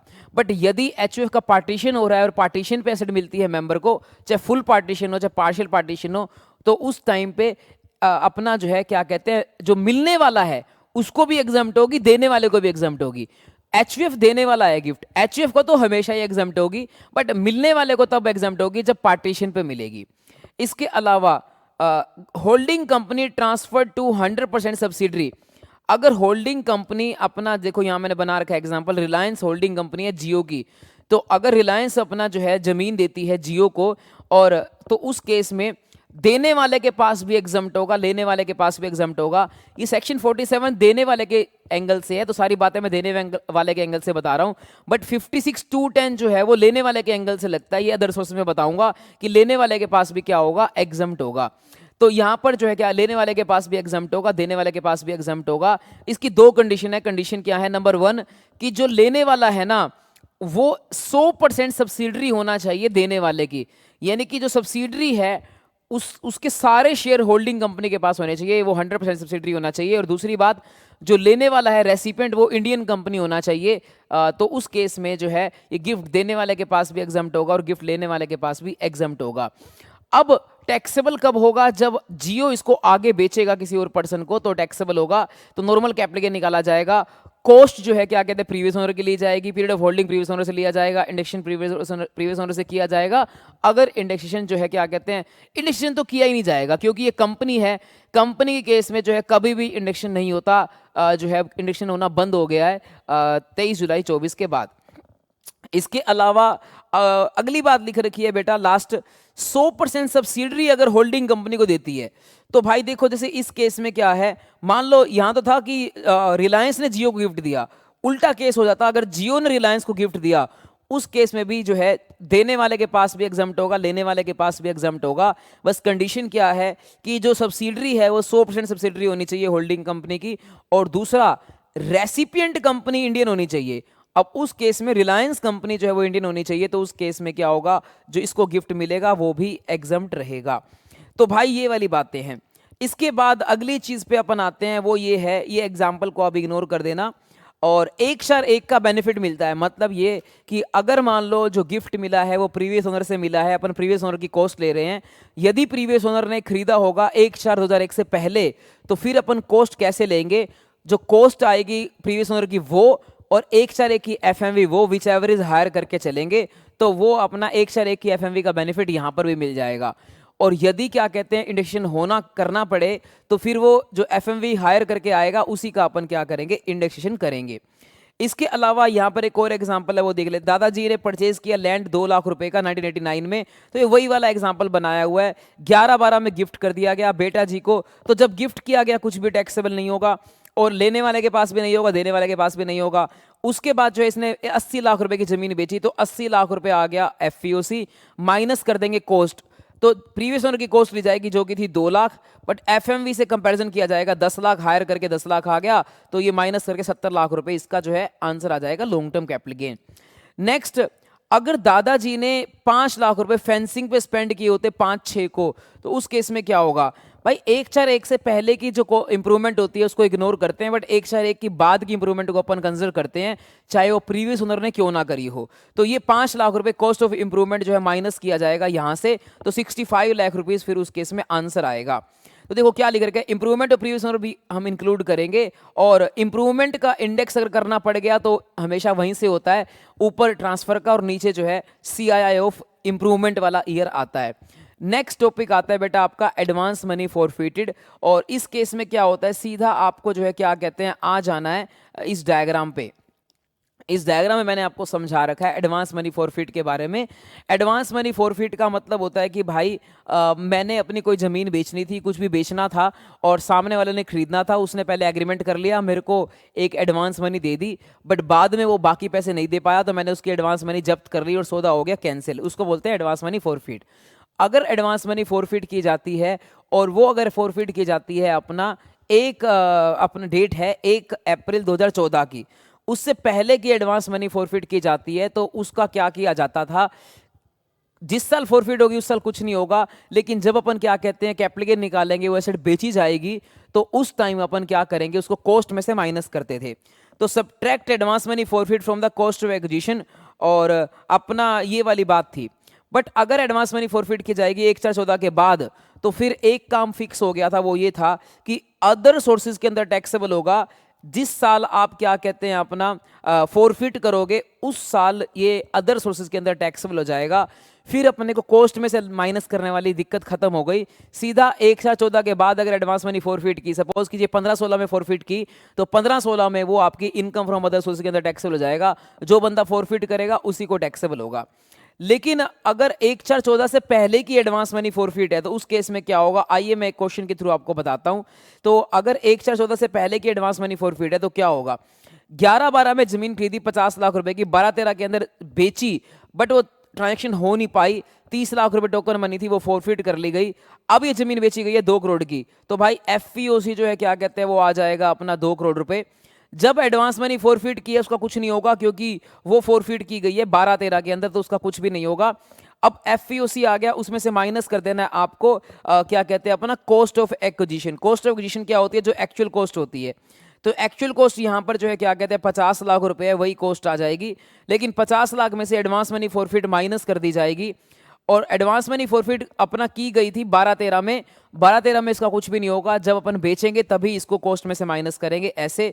तो अब 20 लाख रुपए जो है क्या कहते हैं हमारी कॉस्ट ऑफ एक्विजिशन आ जाएगी, और 1,80,00,000 रुपए जो है आपका लॉन्ग टर्म कैपिटल गेन आ जाएगा। तो ये वाली बात होगी बेटा। इसके अलावा अगर हम बात करते हैं नेक्स्ट, हाँ, तो अगर मान लो इंडेक्शन होनी होती तो भी अपन इंडेक्शन क्या करते? इसको इंडेक्स करते, 20 लाख को इंडेक्स करते। कहां से इंडेक्स करते भाई? जब से खरीदी थी तो 11-12 में खरीदी थी, वहीं से आप इंडेक्स करते। जो अपना एडवांस मनी फॉरफिट का ईयर है उसको अपने को इग्नोर करना है, उसको कोई फर्क नहीं पड़ता। हाँ, 1/14 से पहले का होना चाहिए, तभी ये वाला ट्रीटमेंट लगता है। अगर एडवांस मनी फॉरफिट की जाती है 1/14 के बाद तो क्या होगा? तो आइए एक क्वेश्चन देखते हैं, उसमें क्या लिख रखा है। यहां पर भी खैर शायद एडवांस मनी फॉरफिट पहले की गई है। रामलाल ने एक जमीन खरीदी थी 5 लाख रुपए की, और उसने 5-6 में एडवांस मनी फॉरफिट की 5 लाख रुपए। एफएमवी 10 लाख रुपए है। अच्छा ठीक है, तो भाई अपना ये भी पुराना केस है, 5-6 में एडवांस मनी फॉरफिट की गई है, यानी कि 1/14 से पहले। तो क्या होगा इस केस में? आप देखोगे एफईओसी आ जाएगा भाई, बेची है 25-26 में, तो 80 लाख रुपए आ गया एफईओसी, माइनस जो है क्या कहते हैं अपना आपका आ जाएगा कॉस्ट। कॉस्ट भाई क्योंकि 1/4/2001 से पहले की है, तो इसमें कॉस्ट और एफएमवी को हायर करना पड़ता है। कॉस्ट और एफएमवी को हायर करना पड़ता है। कॉस्ट जो है क्या कहते हैं यहाँ पर 5 लाख रुपए थी, 5 लाख रुपए थी, और इसके अलावा एफएमवी जो थी वो थी आपकी 10 लाख रुपए। इसमें से हायर करेंगे जो है वो अपना आ जाएगा हायर करके 10 लाख रुपए। अब 10 लाख रुपए में से अपने को क्या करना पड़ेगा? एडवांस मनी फॉरफिट को माइनस करेंगे 5 लाख रुपए, तो इसीलिए आंसर आ जाएगा 5 लाख रुपए, और ये 5 लाख रुपए माइनस करके बाकी 75 लाख रुपीज आपका आ जाएगा लॉन्ग टर्म कैपिटल गेन। ठीक है बेटा, तो इससे हमने ये सीखा, देखो यहाँ पर क्या लिखा हुआ है, एक समरी बना रखी है मैंने, इसमें क्या लिखा रखा है कि सबसे पहले अपने को क्या लेना होता है? आपको लेनी होती है कॉस्ट इंक्लूडिंग ब्रोकरेज। इस क्वेश्चन में ब्रोकरेज नहीं थी, अगर होती तो उसको जोड़ लेते। उसको 1/4/2001 से कंपेयर करना होता है और हायर लेना होता है। अगर क्वेश्चन में एसडीवी दे रखी होती तो अपन क्या करते? एफएमवी और SDV which ever is lower, फिर कॉस्ट के साथ हायर करते, तो ये अपना आता। उसके बाद क्या करना होता है? उसमें से एडवांस मनी फॉरफिट माइनस करना होता है, जो अपन ने की है वो वाली माइनस करनी होती है, जो 1/14 से पहले की है वो माइनस कर देंगे। जो आएगा वो आ गया आपका कॉस्ट विदाउट इंडेक्सेशन। अगर इंडेक्सेशन लगनी है, वैसे नहीं लगती है, बट अगर टैक्स निकालना आ जाता है तो फिर अपने को इंडेक्सेशन लगानी वाली पड़ती है। तो अगर लगनी है तो फिर अपन इंडेक्सेशन इसके बाद करते हैं। इसके अलावा अगर हम बात करें, एक बात और लिख रखी है, वो है बाय असेसी। अगर एडवांस मनी फॉरफिट की है आपने खुद ने, जो बेचने वाला है एसेट, उसने एडवांस मनी फॉरफिट की है, तो ही अपन माइनस करते हैं। अगर पिछले ओनर ने एडवांस मनी फॉरफिट की है तो अपन उसको माइनस नहीं करते हैं, उसका कुछ भी नहीं होता है। जैसे आइए मैं आपको एग्जांपल करवाता हूं। दादाजी ने 5-6 में को प्रॉपर्टी खरीदी 5 लाख रुपए की, एडवांस मनी फॉरफिट की अपना 10-11 में 2 लाख रुपए की। क्योंकि एडवांस मनी फॉरफिट 1/14 से पहले की है तो माइनस होना चाहिए था, बट फिर उसने क्या किया? गिफ्ट कर दी प्रॉपर्टी सन को। अब जो बेच रहा है वो सन बेच रहा है, तो सन के पास कैपिटल गेन आएगा। अपना गिफ्ट देने वाले के पास कुछ भी टैक्सेबल नहीं है सेक्शन 47 के हिसाब से, और गिफ्ट लेने वाले के पास भी टैक्सेबल नहीं है क्योंकि रिलेटिव है। अब जब गिफ्ट बेच रहा है ये सन, तो इसको टैक्सेबल होगा 25-26 के अंदर। कितना टैक्सेबल होगा? एफईओसी आ जाएगा, कितने का बेचा? 80 लाख रुपए का। माइनस कर दो कॉस्ट। कॉस्ट लेंगे प्रीवियस ओनर की। प्रीवियस ओनर की कॉस्ट थी बेटा 5 लाख रुपए, वो 5 लाख ले लेंगे। लेकिन इस 5 लाख में से क्या एडवांस मनी फॉरफिट माइनस करेंगे? नहीं करेंगे, क्योंकि एडवांस मनी फॉरफिट तभी माइनस होती है जब एक तो एडवांस मनी फॉरफिट होनी चाहिए 1/4/14 के बाद की, वो भी है, और पहले की, वो भी है, बट दूसरी बात की एडवांस मनी फॉरफिट करना चाहिए खुद को जो बेच रहा है। तो इस केस में ऐसा नहीं है, इसीलिए एडवांस मनी फॉरफिट माइनस नहीं होगी और 75 lakh rupees long term capital gain आ जाएगा सन के पास। नेक्स्ट अगला क्वेश्चन करते हैं। दादाजी ने जमीन खरीदी है 10,000 रुपए की 1995 में, और 1/1 की एफएमवी दे रखी है 2 लाख रुपए। हायर करोगे 2 लाख आ जाएगा, तो ये आ गई कॉस्ट। ठीक है, इसके अलावा फिर उसके बाद उसने गिफ्ट कर दिया पिताजी को, और 12-13 में गिफ्ट किया गया, और फर्दर फादर ने क्या किया? एक एग्रीमेंट किया सेल करने का 13 को, और अपना 1 लाख रुपए एडवांस मनी फॉरफिट कर ली है। 1/14 से पहले फॉरफिट की है, तो जो कॉस्ट आई है उसमें से एडवांस मनी फॉरफिट माइनस करेंगे। और अब की बार जो फॉरफिट की है वो दादाजी ने नहीं की है, जो असेसी है उसने फॉरफिट की है, तो इसीलिए 1 लाख माइनस करेंगे। अब जो आ गया यही कॉस्ट बन जाएगी, और इंडेक्स करना पड़ता तो भी अपन इंडेक्स कर देते, इंडेक्स तो प्रीवियस ओनर से ही होता अगर करना पड़ता तो इस केस में एफईओसी जो है वो 1 करोड़ रुपए है, वो माइनस कर दोगे तो बाकी आपका आ जाएगा लॉन्ग टर्म कैपिटल गेन। इसके बाद अगर हम बात करते हैं, वो आ गया अपना ये सारा टॉपिक अपन कर चुके हैं एडवांस मनी फॉरफिट का। अब आते हैं अगले टॉपिक की तरफ। तो अगला टॉपिक है बेटा आपका अपना, ये शेयर्स वाले टॉपिक मैं आपको बाद में कराऊंगा। तो अब आते हैं अगला टॉपिक जो कि है इंश्योरेंस क्लेम। तो देखो इसमें क्या रहता है, नॉर्मली अपने जो कैपिटल गेन चैप्टर में 3 ट्रांसफर ऐसे रहते हैं जिनका जो ट्रांसफर का ईयर होता है वो अलग ईयर होता है और टैक्सेबल अलग ईयर में होते हैं।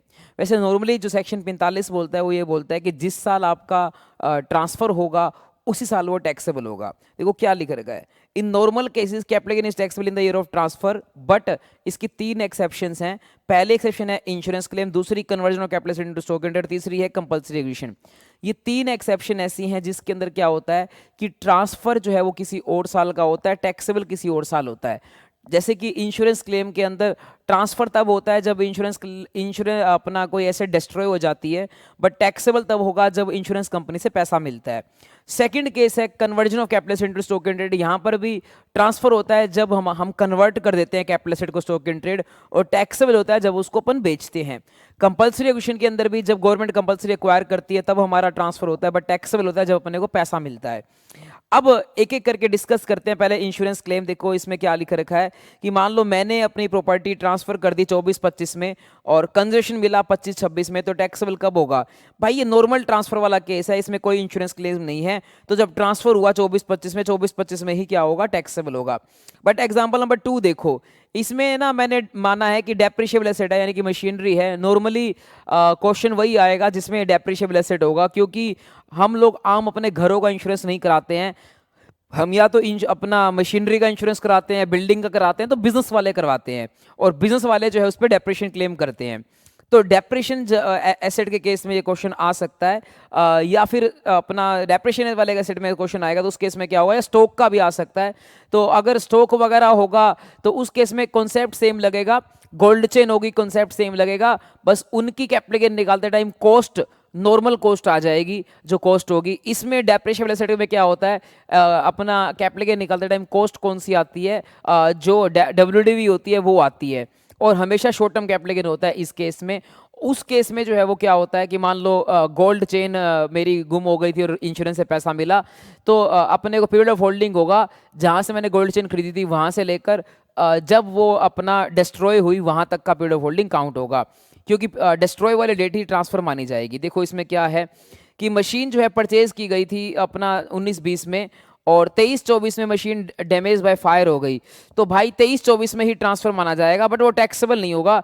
टैक्सेबल तब होगा जब पैसा मिला 25-26 में, 25-26 में टैक्सेबल होगा। टैक्सेबल कैसे होगा? जो पैसा मिला वो एफईओसी में आ जाएगा, तो ये 200 लाख रुपए ये एफईओसी के अंदर आ गए। इसमें से माइनस कर दोगे आप कॉस्ट माइनस करोगे। कॉस्ट क्या होती है, क्योंकि डेप्रिशिएबल एसेट है तो डब्ल्यूडीवी जो है वो अपना आ जाएगी यहाँ पर डेप्रिशिएबल एसेट की, बट कौन सी डेट की? जो ट्रांसफर हुआ वहां तक की डब्ल्यूडीवी लेनी पड़ेगी। ट्रांसफर हुई है 23-24 साल का भी डेप्रिशिएशन नहीं लगेगा। 31-3-23 तक की डब्ल्यूडीवी जो है क्या कहता है यहाँ पर आ जाएगी, वो माइनस की जाएगी। अब वो 31-3-23 को क्या डब्ल्यूडीवी थी? मैंने 2 करोड़ की मशीनरी खरीदी थी, 2 करोड़ के ऊपर 15% डेप्रिशिएशन लगता है बेटा, क्योंकि आप जानते हो मशीनरी के ऊपर 15% लगता है। तो 2 करोड़ रुपए में पे माइनस कर दोगे आप 15% 1 साल का, ये हो जाएगा 19-20 का डेप्रिशिएशन। फिर माइनस करेंगे अपन उसके बाद 20-21 का डेप्रिशिएशन, दोबारा 15% माइनस कर दोगे। फिर माइनस करेंगे अपन 20-21 के बाद 21-22 का डेप्रिशिएशन, फिर से 15% माइनस कर दोगे। फिर 21-22 के बाद अपन माइनस करेंगे 22-23 का डेप्रिशिएशन, फिर 15% माइनस कर दोगे। तो 22-23 का डेप्रिशिएशन माइनस करने के बाद जो आएगा वही हमारी कॉस्ट बन जाएगी 104,40125। ये हमारी कॉस्ट आ गई। जो रिमेनिंग है वो आपका हो जाएगा शॉर्ट टर्म कैपिटल गेन, क्योंकि ये डेप्रिशिएबल एसेट है। अगर ये डेप्रिशिएबल एसेट ना होता तो उस केस में जो हमारी कॉस्ट थी 2 करोड़ रुपए वही हमारी कॉस्ट बन जाती। बट क्या इंडेक्सेशन होता है ना होता?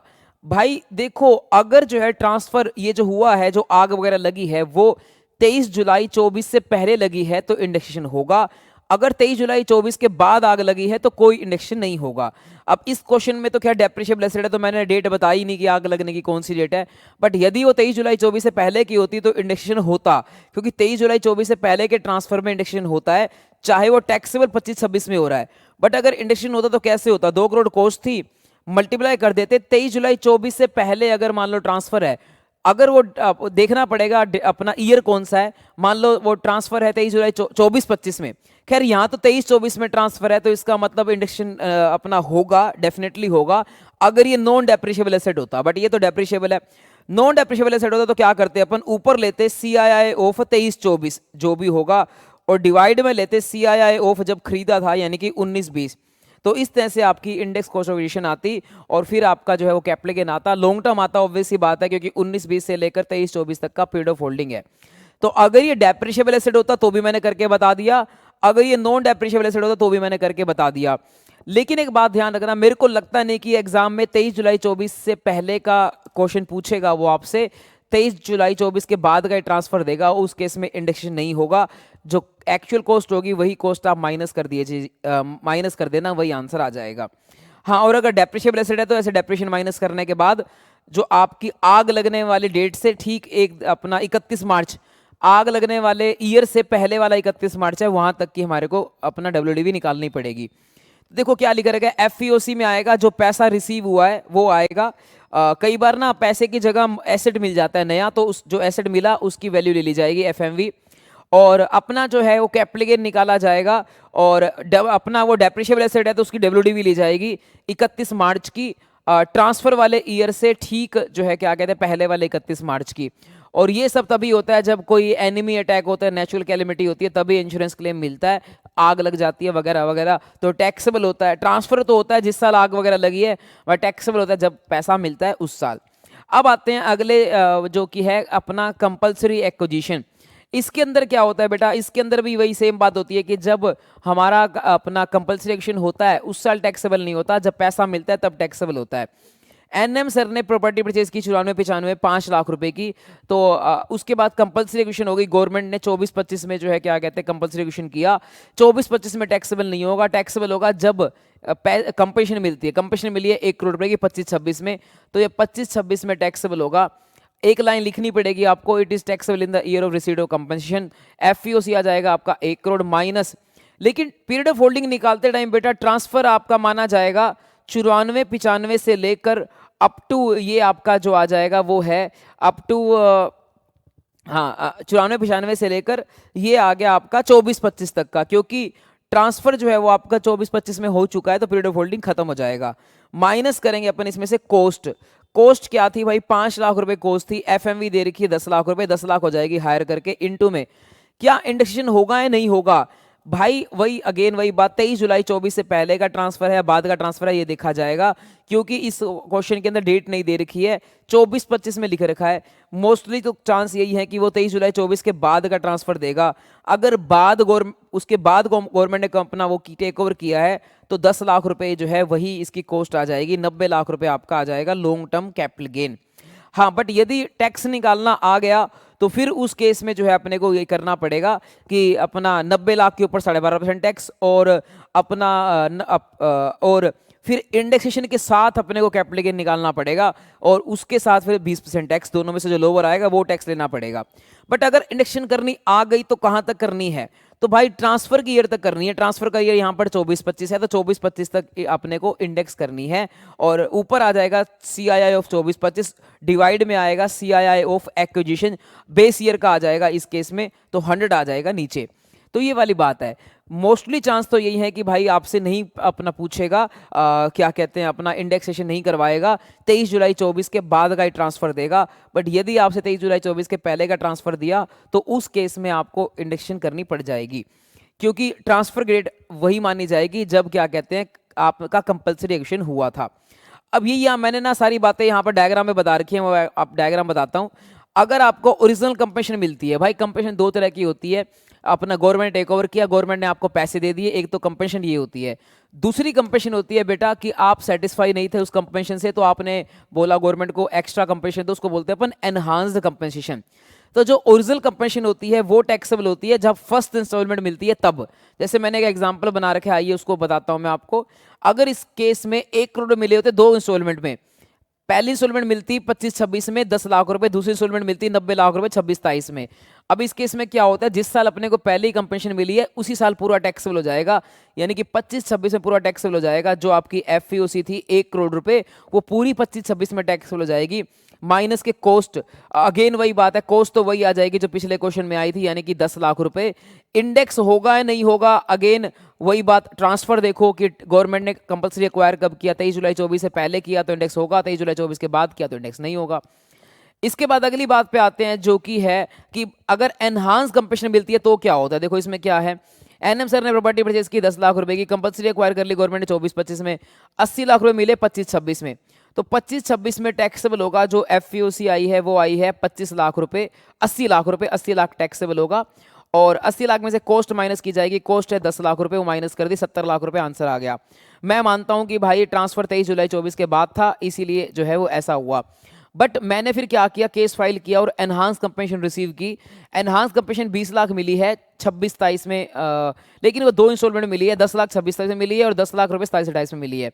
तो एनहांस कंपनसेशन कैसे टैक्सेबल होती है, वो टैक्सेबल होती है एज एंड व्हेन रिसीव्ड, यानी कि 26-27 में मिली है तो एफईओसी जो है 10 लाख आ जाएगा 26-27 में, और एनहांस कंपनसेशन में से कॉस्ट 0 माइनस होती है, क्योंकि सारी कॉस्ट अपन माइनस कर चुके हैं, तो यहाँ पूरा का पूरा 10 लाख रुपए टैक्सेबल हो जाएगा as long term capital gain. ये कैपिटल गेन का नेचर क्या होगा, ये वही नेचर होगा जो ओरिजिनल कंपनसेशन का कैपिटल गेन था, अगर वो लॉन्ग टर्म था तो ये भी लॉन्ग टर्म होगा। तो 10 लाख रुपए टैक्सेबल हो जाएंगे 26-27 में जब मिला है, इसमें से कोई खर्चा माइनस नहीं कर सकते। सिमिलरली 27-28 में भी 10 लाख रुपए मिले हैं, 27-28 में भी 10 लाख रुपए टैक्सेबल हो जाएंगे, उसमें से भी कोई खर्चा माइनस नहीं कर सकते। यहां पर ना क्वेश्चन में दे रखा होता है, आपको हो सकता है दे रखा हो कि कोर्ट की फीस वगैरह, तो कोर्ट की फीस वगैरह माइनस नहीं कर सकते, केस करने का कोई खर्चा है वो माइनस नहीं कर सकते। मैं आपको एक और बात बताता हूं, मान लो क्वेश्चन में दे रखा हो interest on enhanced compensation, enhance compensation जो मिली है उस पर आपको इंटरेस्ट भी मिला है, वो इंटरेस्ट आपको अदर सोर्सेज के अंदर टैक्सेबल होता है और उसमें से भी कोई खर्चा माइनस नहीं कर सकते, वहां पर 50% की स्टैंडर्ड डिडक्शन मिलती है। मान लो 5 लाख का इंटरेस्ट मिला आपको एनहांस कंपनसेशन में, वो टैक्सेबल होता है, जिस साल मिलता है उस साल टैक्सेबल होता है, और 5 लाख रुपए में से 2.5 लाख रुपए की छूट मिल जाएगी, 2.5 लाख रुपए आपको अदर सोर्सेज के अंदर टैक्सेबल हो जाएगा। इसके अलावा अगर हम बात करें, अगर एनहांस कंपनसेशन हमें मिलती है लीगल हायर को, मतलब जो इसने केस किया था वो मर जाता है और लीगल हायर को पैसा मिलता है, तो अपना वो will be taxable in the hands of legal higher, जिसको मिला है उसको टैक्सेबल होगा, यहाँ कुछ भी एग्जाम्प्ट नहीं होगा। अगर एडिशनल कंपनसेशन जो है टैक्सेबल होती है, वो होती है जब रिसीव होती है तब टैक्सेबल होती है। नेचर ऑफ कैपिटल गेन क्या आता है, सेम आता है जो ओरिजिनल कंपनसेशन का कैपिटल गेन होता है, लॉन्ग टर्म है शॉर्ट टर्म है उससे डिसाइड होता है, क्योंकि इसका अलग से कोई पीरियड ऑफ होल्डिंग नहीं होता। इसके अलावा कॉस्ट इसकी जो है 0 आती है हमेशा। तो एडिशनल कंपनसेशन जो एनहांस कंपनसेशन होती है उस केस में जब रिसीव होती है तब टैक्सेबल होती है।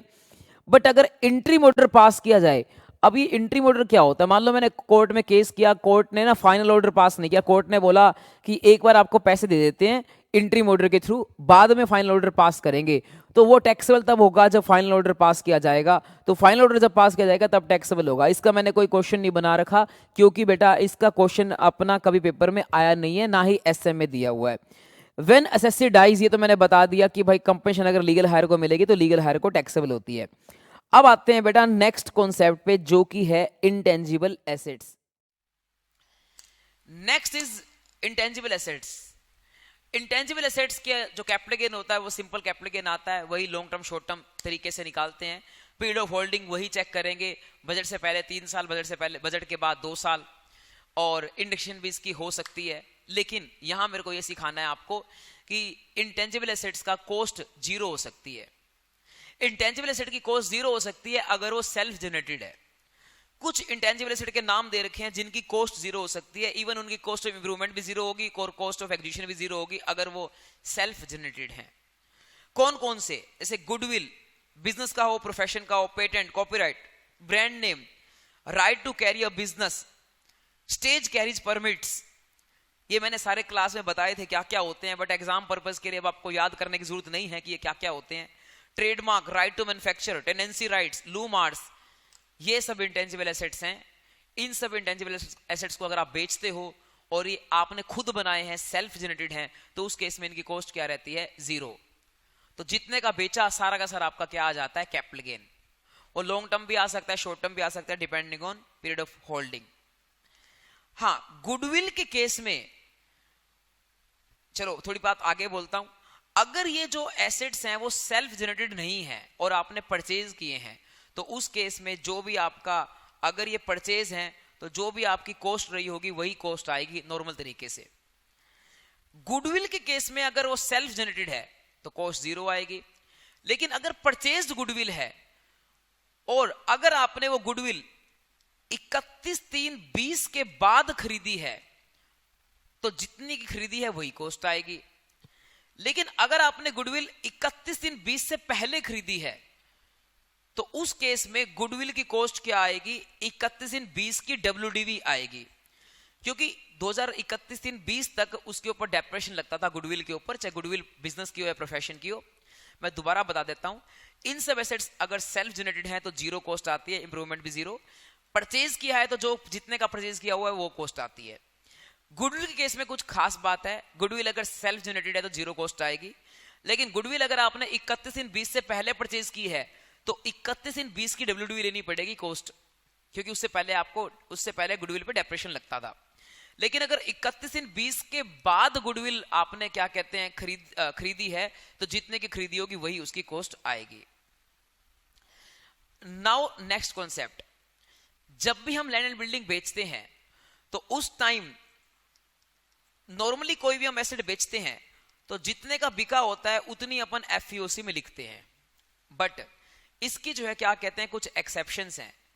3 एक्सेप्शंस हैं जहां पर अपन फेयर मार्केट वैल्यू से कंपैरिजन करते हैं किस चीज का, हमारा जो कंसिडरेशन है उसका, और उसमें से हायर लेते हैं।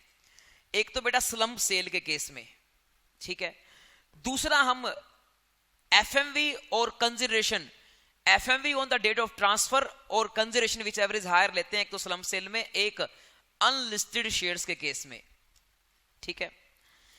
बेटा मैं कॉस्ट से कंपैरिजन करने की बात नहीं कर रहा, कॉस्ट से जब FMV का कंपैरिजन तो तब करते हैं जब 1/4/2001 से पहले खरीदा हुआ एसेट। मैं तो कह रहा हूं सेलिंग प्राइस से हम जो है अपना कंपैरिजन करते हैं FMV का, वो भी सेलिंग प्राइस वाली डेट वाली FMV का हम कंपैरिजन करते हैं, हायर लेते हैं स्लम सेल के केस में और अनलिस्टेड शेयर के केस में। लेकिन लैंड एंड बिल्डिंग के केस में भी हम कुछ करते हैं। वो क्या करते हैं, लैंड एंड बिल्डिंग अगर हम बेच रहे हैं तो उस केस में अपन देखते हैं कि SDV अगर ग्रेटर देन 110% ऑफ कंसिडरेशन है तो अपन FEOC में SDV लेते हैं। अगर SDV कंसिडरेशन का 110% से ज्यादा है तो FEOC में SDV लेते हैं, और अगर ऐसा नहीं है तो FEOC में जो एक्चुअल कंसिडरेशन है वही लेते हैं। देखो ये लिख रखा है लैंड एंड बिल्डिंग के केस में हम SDV से कंपैरिजन करते हैं, अगर SDV 110% ऑफ कंसिडरेशन से ज्यादा है तो FEOC में SDV लेते हैं, अदरवाइज जो है नॉर्मल कंसिडरेशन ही अपन लेते हैं। ये जो है अपन सेक्शन जो है अपना लगता है। और SDV कौन सी डेट की लेनी है, अब ये बात आती है। तो ये जो SDV है कौन सी डेट की लेनी है, ये SDV कौन सी डेट की लेनी है, जनरली जो है ये SDV ली जाती है ट्रांसफर की डेट की। लेकिन अगर थोड़ा सा कंसिडरेशन भी अकाउंट पे चेक के द्वारा on or before date of agreement मिला हो तो फिर अपन एग्रीमेंट की डेट की SDV लेते हैं। SDV वैसे ली जाती है ट्रांसफर की डेट की, लेकिन अगर part consideration received by the prescribed mode, prescribed mode का मतलब होता है अकाउंट पे चेक, अकाउंट पे demand draft, account RTGS, NEFT, electronic link system, अगर इन सब चीजों के थ्रू अगर पैसा मिला हो before the date of agreement, on or before the date of agreement, तो उस केस में फिर SDV लेते हैं एग्रीमेंट की डेट की, अदरवाइज अपन SDV लेते हैं ट्रांसफर की डेट की। ये सेक्शन जो है क्या कहते हैं अपना अप्लाई होता है लैंड एंड बिल्डिंग के ऊपर। लेकिन लैंड एंड बिल्डिंग ये आपकी क्या होनी चाहिए, कैपिटल एसेट होनी चाहिए, तभी ये सेक्शन अप्लाई होता है।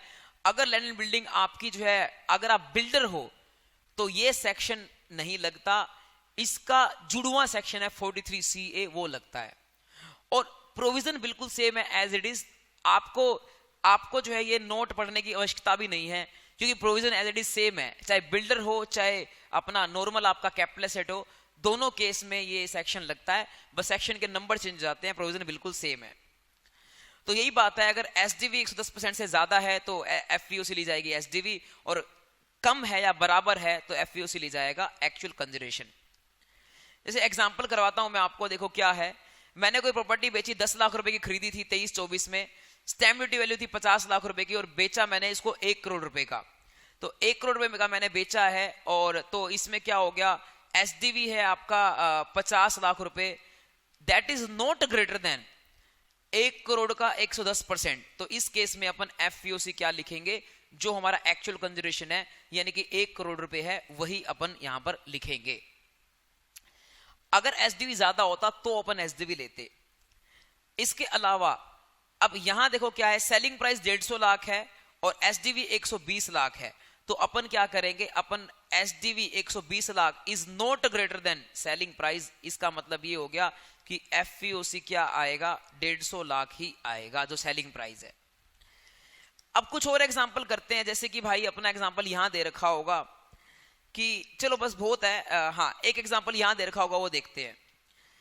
5 लाख की कॉस्ट थी, 15-16 में खरीदा था और बेचा हमने 1-10-23 को, एग्रीमेंट कर लिया बेचने का और कंसिडरेशन डिसाइड कर लिया 15 लाख रुपए, एसडीवी थी 16 लाख रुपए, लेकिन जिस दिन हमने बेचा रजिस्ट्री कराई उस दिन एसडीवी थी 20 लाख रुपए। अब एसडीवी 20 लाख लेनी है 16 लाख लेनी है ये देखना है। अगर कुछ पैसा अकाउंट पे ही चेक से मिला है एग्रीमेंट से पहले, तो उस केस में अपन एग्रीमेंट की डेट की एसडीवी लेंगे, यानी कि एसडीवी ली जाएगी 16 लाख रुपए एसडीवी ली जाएगी।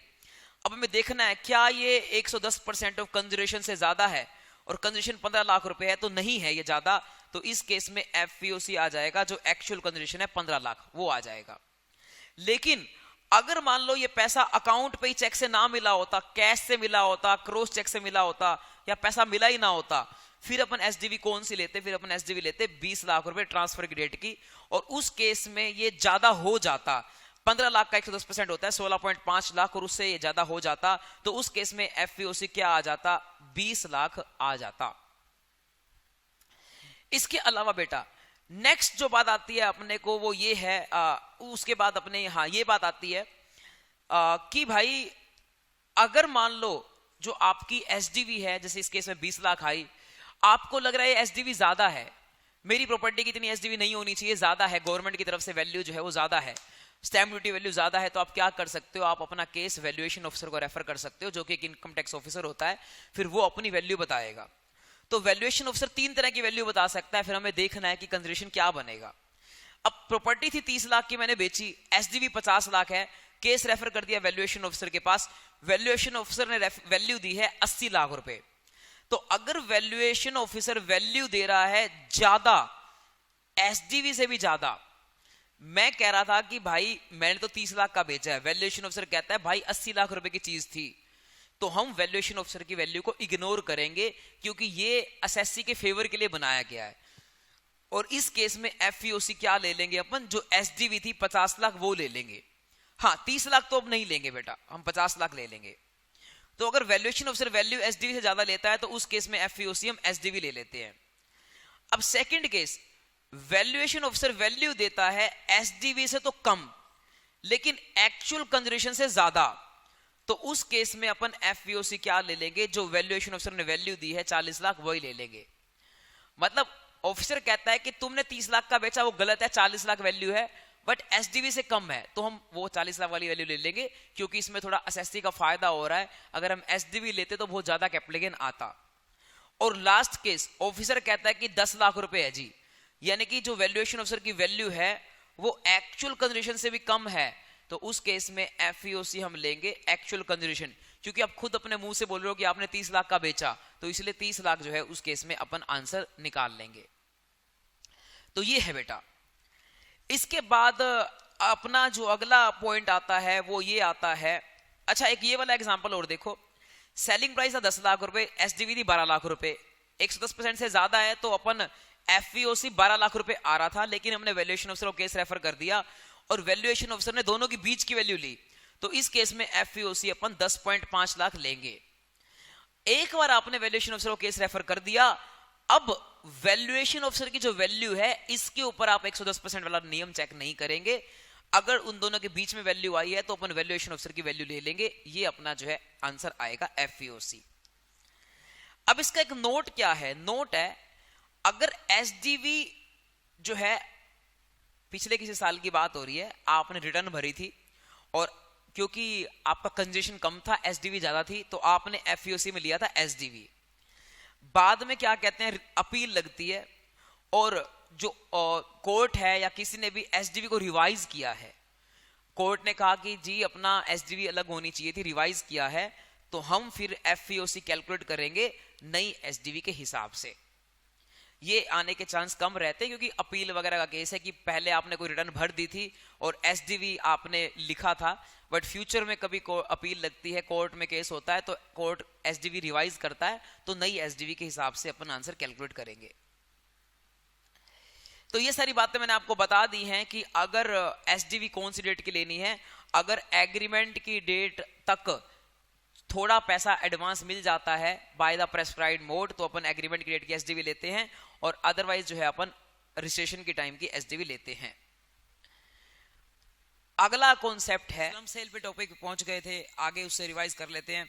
स्लम सेल के अंदर कैसे हमारा कैपिटल गेन निकाला जाता है, तो स्लम सेल के बारे में अगर हम देखें तो सबसे पहले आपको इसकी डेफिनेशन देखनी पड़ेगी कि स्लम सेल होता क्या है। तो अपन यहाँ पर आ जाते हैं, तो देखो लिख रखा है कि भाई जो स्लम सेल है उसका मतलब होता है कि जब सेल ऑफ अंडरटेकिंग, पूरी एक कंपनी की एक पार्ट, पूरी एक अंडरटेकिंग बेच दी जाती है, तो जब किस एक केस में पूरी कंपनी जो है उसका आधा हिस्सा बेच दिया जाता है और उसको हम स्लम सेल बोलते हैं। तो हाँ, without assigning value to individual asset और लायबिलिटी, मतलब ये कि अपना, जैसे मान लो एक कंपनी के दो पार्ट हैं, तो एक पार्ट बेच दिया जाता है, दो फैक्ट्री हैं, एक फैक्ट्री बेच दी जाती है, तो जब किसी कंपनी की एक पूरी यूनिट बेच दी जाती है उसको हम स्लम सेल बोलते हैं। Without assigning value to individual asset का मतलब कि अलग अलग एसेट्स की वैल्यू असाइन नहीं की जाती, पूरी जो यूनिट बेची गई है उसका इकट्ठा कंसिडरेशन बताया जाता है। जैसे कि 25 लाख की बेची तो उसमें लैंड भी गया, बिल्डिंग भी गई, हर एसेट की अलग अलग वैल्यू नहीं होती। अगर हर एसेट की अलग अलग वैल्यू होगी तो अपन सारे एसेट्स का कैपिटल गेन अलग निकालेंगे, लेकिन क्योंकि इस केस में सारी कंप्लीट अंडरटेकिंग इकट्ठी बिकती है तो सबका कैपिटल गेन हम इकट्ठा निकालते हैं। इसके अलावा अब अगली बात आती है इसकी कैलकुलेशन कैसे की जाती है। तो सबसे पहले आप लिखते हो एफईओसी कि पैसा मिला कितना। तो इसमें हम दो चीजें देखते हैं, एक्चुअल जो कंसिडरेशन है वो देखते हैं और एफएमवी देखते हैं, विच एवरेज हायर करते हैं। मैंने आपको लास्ट रिवीजन लेक्चर में भी बताया था कि 3 एसेट ऐसे होते हैं जिसमें अपन इस तरह से हायर करके चलते हैं, लैंड एंड बिल्डिंग के अंदर, अनलिस्टेड शेयर्स के अंदर और स्लम सेल के अंदर। इसमें से माइनस करते हैं ट्रांसफर एक्सपेंस जो भी लगते हैं और नेट कंसिडरेशन आपका आ जाता है। उसके बाद उसमें से माइनस करते हैं कॉस्ट। यहाँ पर इंडेक्सेशन नहीं होता है स्लम सेल के केस में, ये बातें भी अपन लास्ट रिवीजन लेक्चर में कवर कर चुके हैं। यहाँ जो इसकी कॉस्ट आती है अंडरटेकिंग की, हर इंडिविजुअल एसेट की कॉस्ट नहीं आती, यहाँ पर पूरी यूनिट की नेटवर्थ देखी जाती है, वो यहाँ माइनस की जाती है। Long term short term capital gain आता है, वो जो कैपिटल गेन है लॉन्ग टर्म या शॉर्ट टर्म डिपेंड करता है पीरियड ऑफ होल्डिंग पे।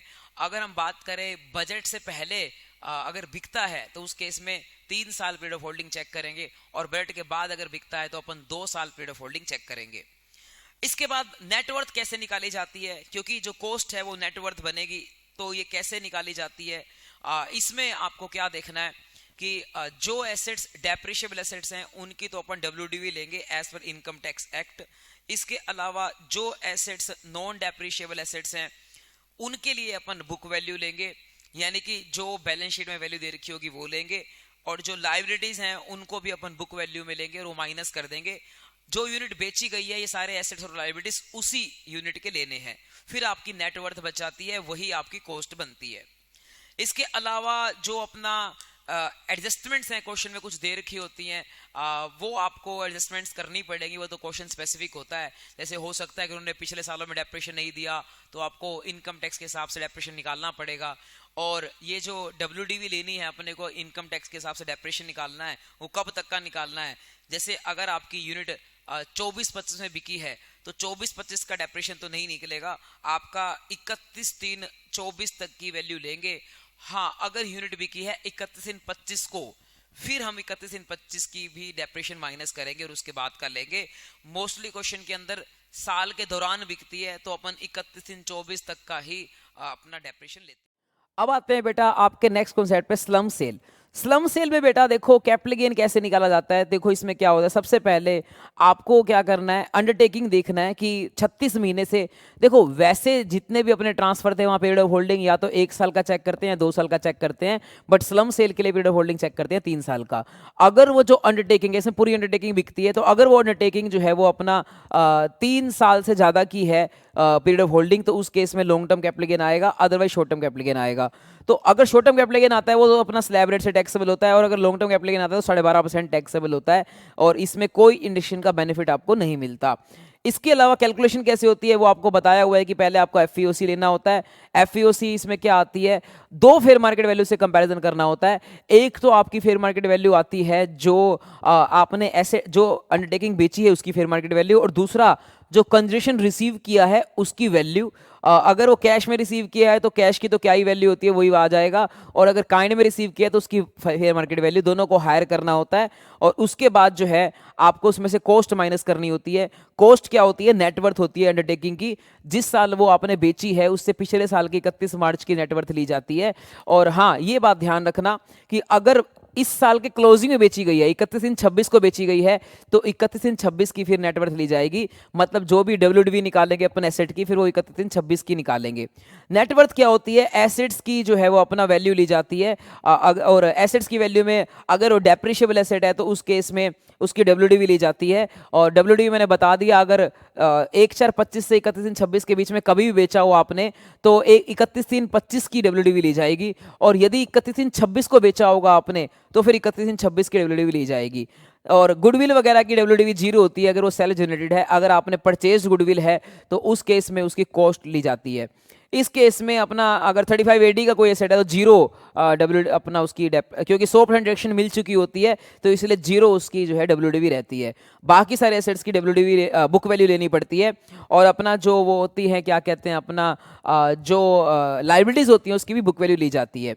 रिवैल्यूएशन को इग्नोर करना पड़ता है। अगर लैंड को रिवैल्यूएशन कर रखा है आपने ऊपर तो उसको रिवैल्यूएशन को हटाकर जो लैंड की एक्चुअल कॉस्ट है वो ली जाती है। इसके अलावा स्टॉक भी अगर बेच जाता है तो भी वो स्लम सेल में इकट्ठा बिकता है, स्टॉक की भी बुक वैल्यू ली जाती है, जो बुक वैल्यू होगा वो ली जाती है। इसके अलावा नेटवर्थ अगर नेगेटिव आ रही है तो जीरो लेनी होती है।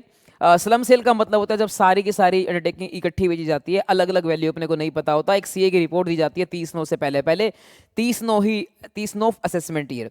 इसके अलावा अब अगली बात आती है, यहां पर एक मैंने नोट लिख रखा है कि भाई 3 केस ऐसे होते हैं जहां पर अपन क्या करते हैं, एफईओसी को कंपैरिजन करते हैं अपना फेयर मार्केट वैल्यू से, एक्चुअल कंसीडरेशन को कंपैरिजन करते हैं फेयर मार्केट वैल्यू से। एक तो होता है लैंड एंड बिल्डिंग का केस, वो ऑलरेडी डिस्कस हो चुका है। दूसरा वहां पर एसडीवी से कंपैरिजन होता है। दूसरा केस होता है स्लम सेल का, जो भी मैंने डिस्कस किया। तीसरा केस होता है अनलिस्टेड शेयर्स का, वो भी मैं क्या कहते हैं आपसे आगे डिस्कस करूंगा। अनलिस्टेड शेयर के केस में भी अगर वो बेचते हो तो उसका जो कंसीडरेशन होता है उसको एफएमवी से कंपैरिजन करके ही हायर जो आएगा वो एफईओसी में लिया जाता है।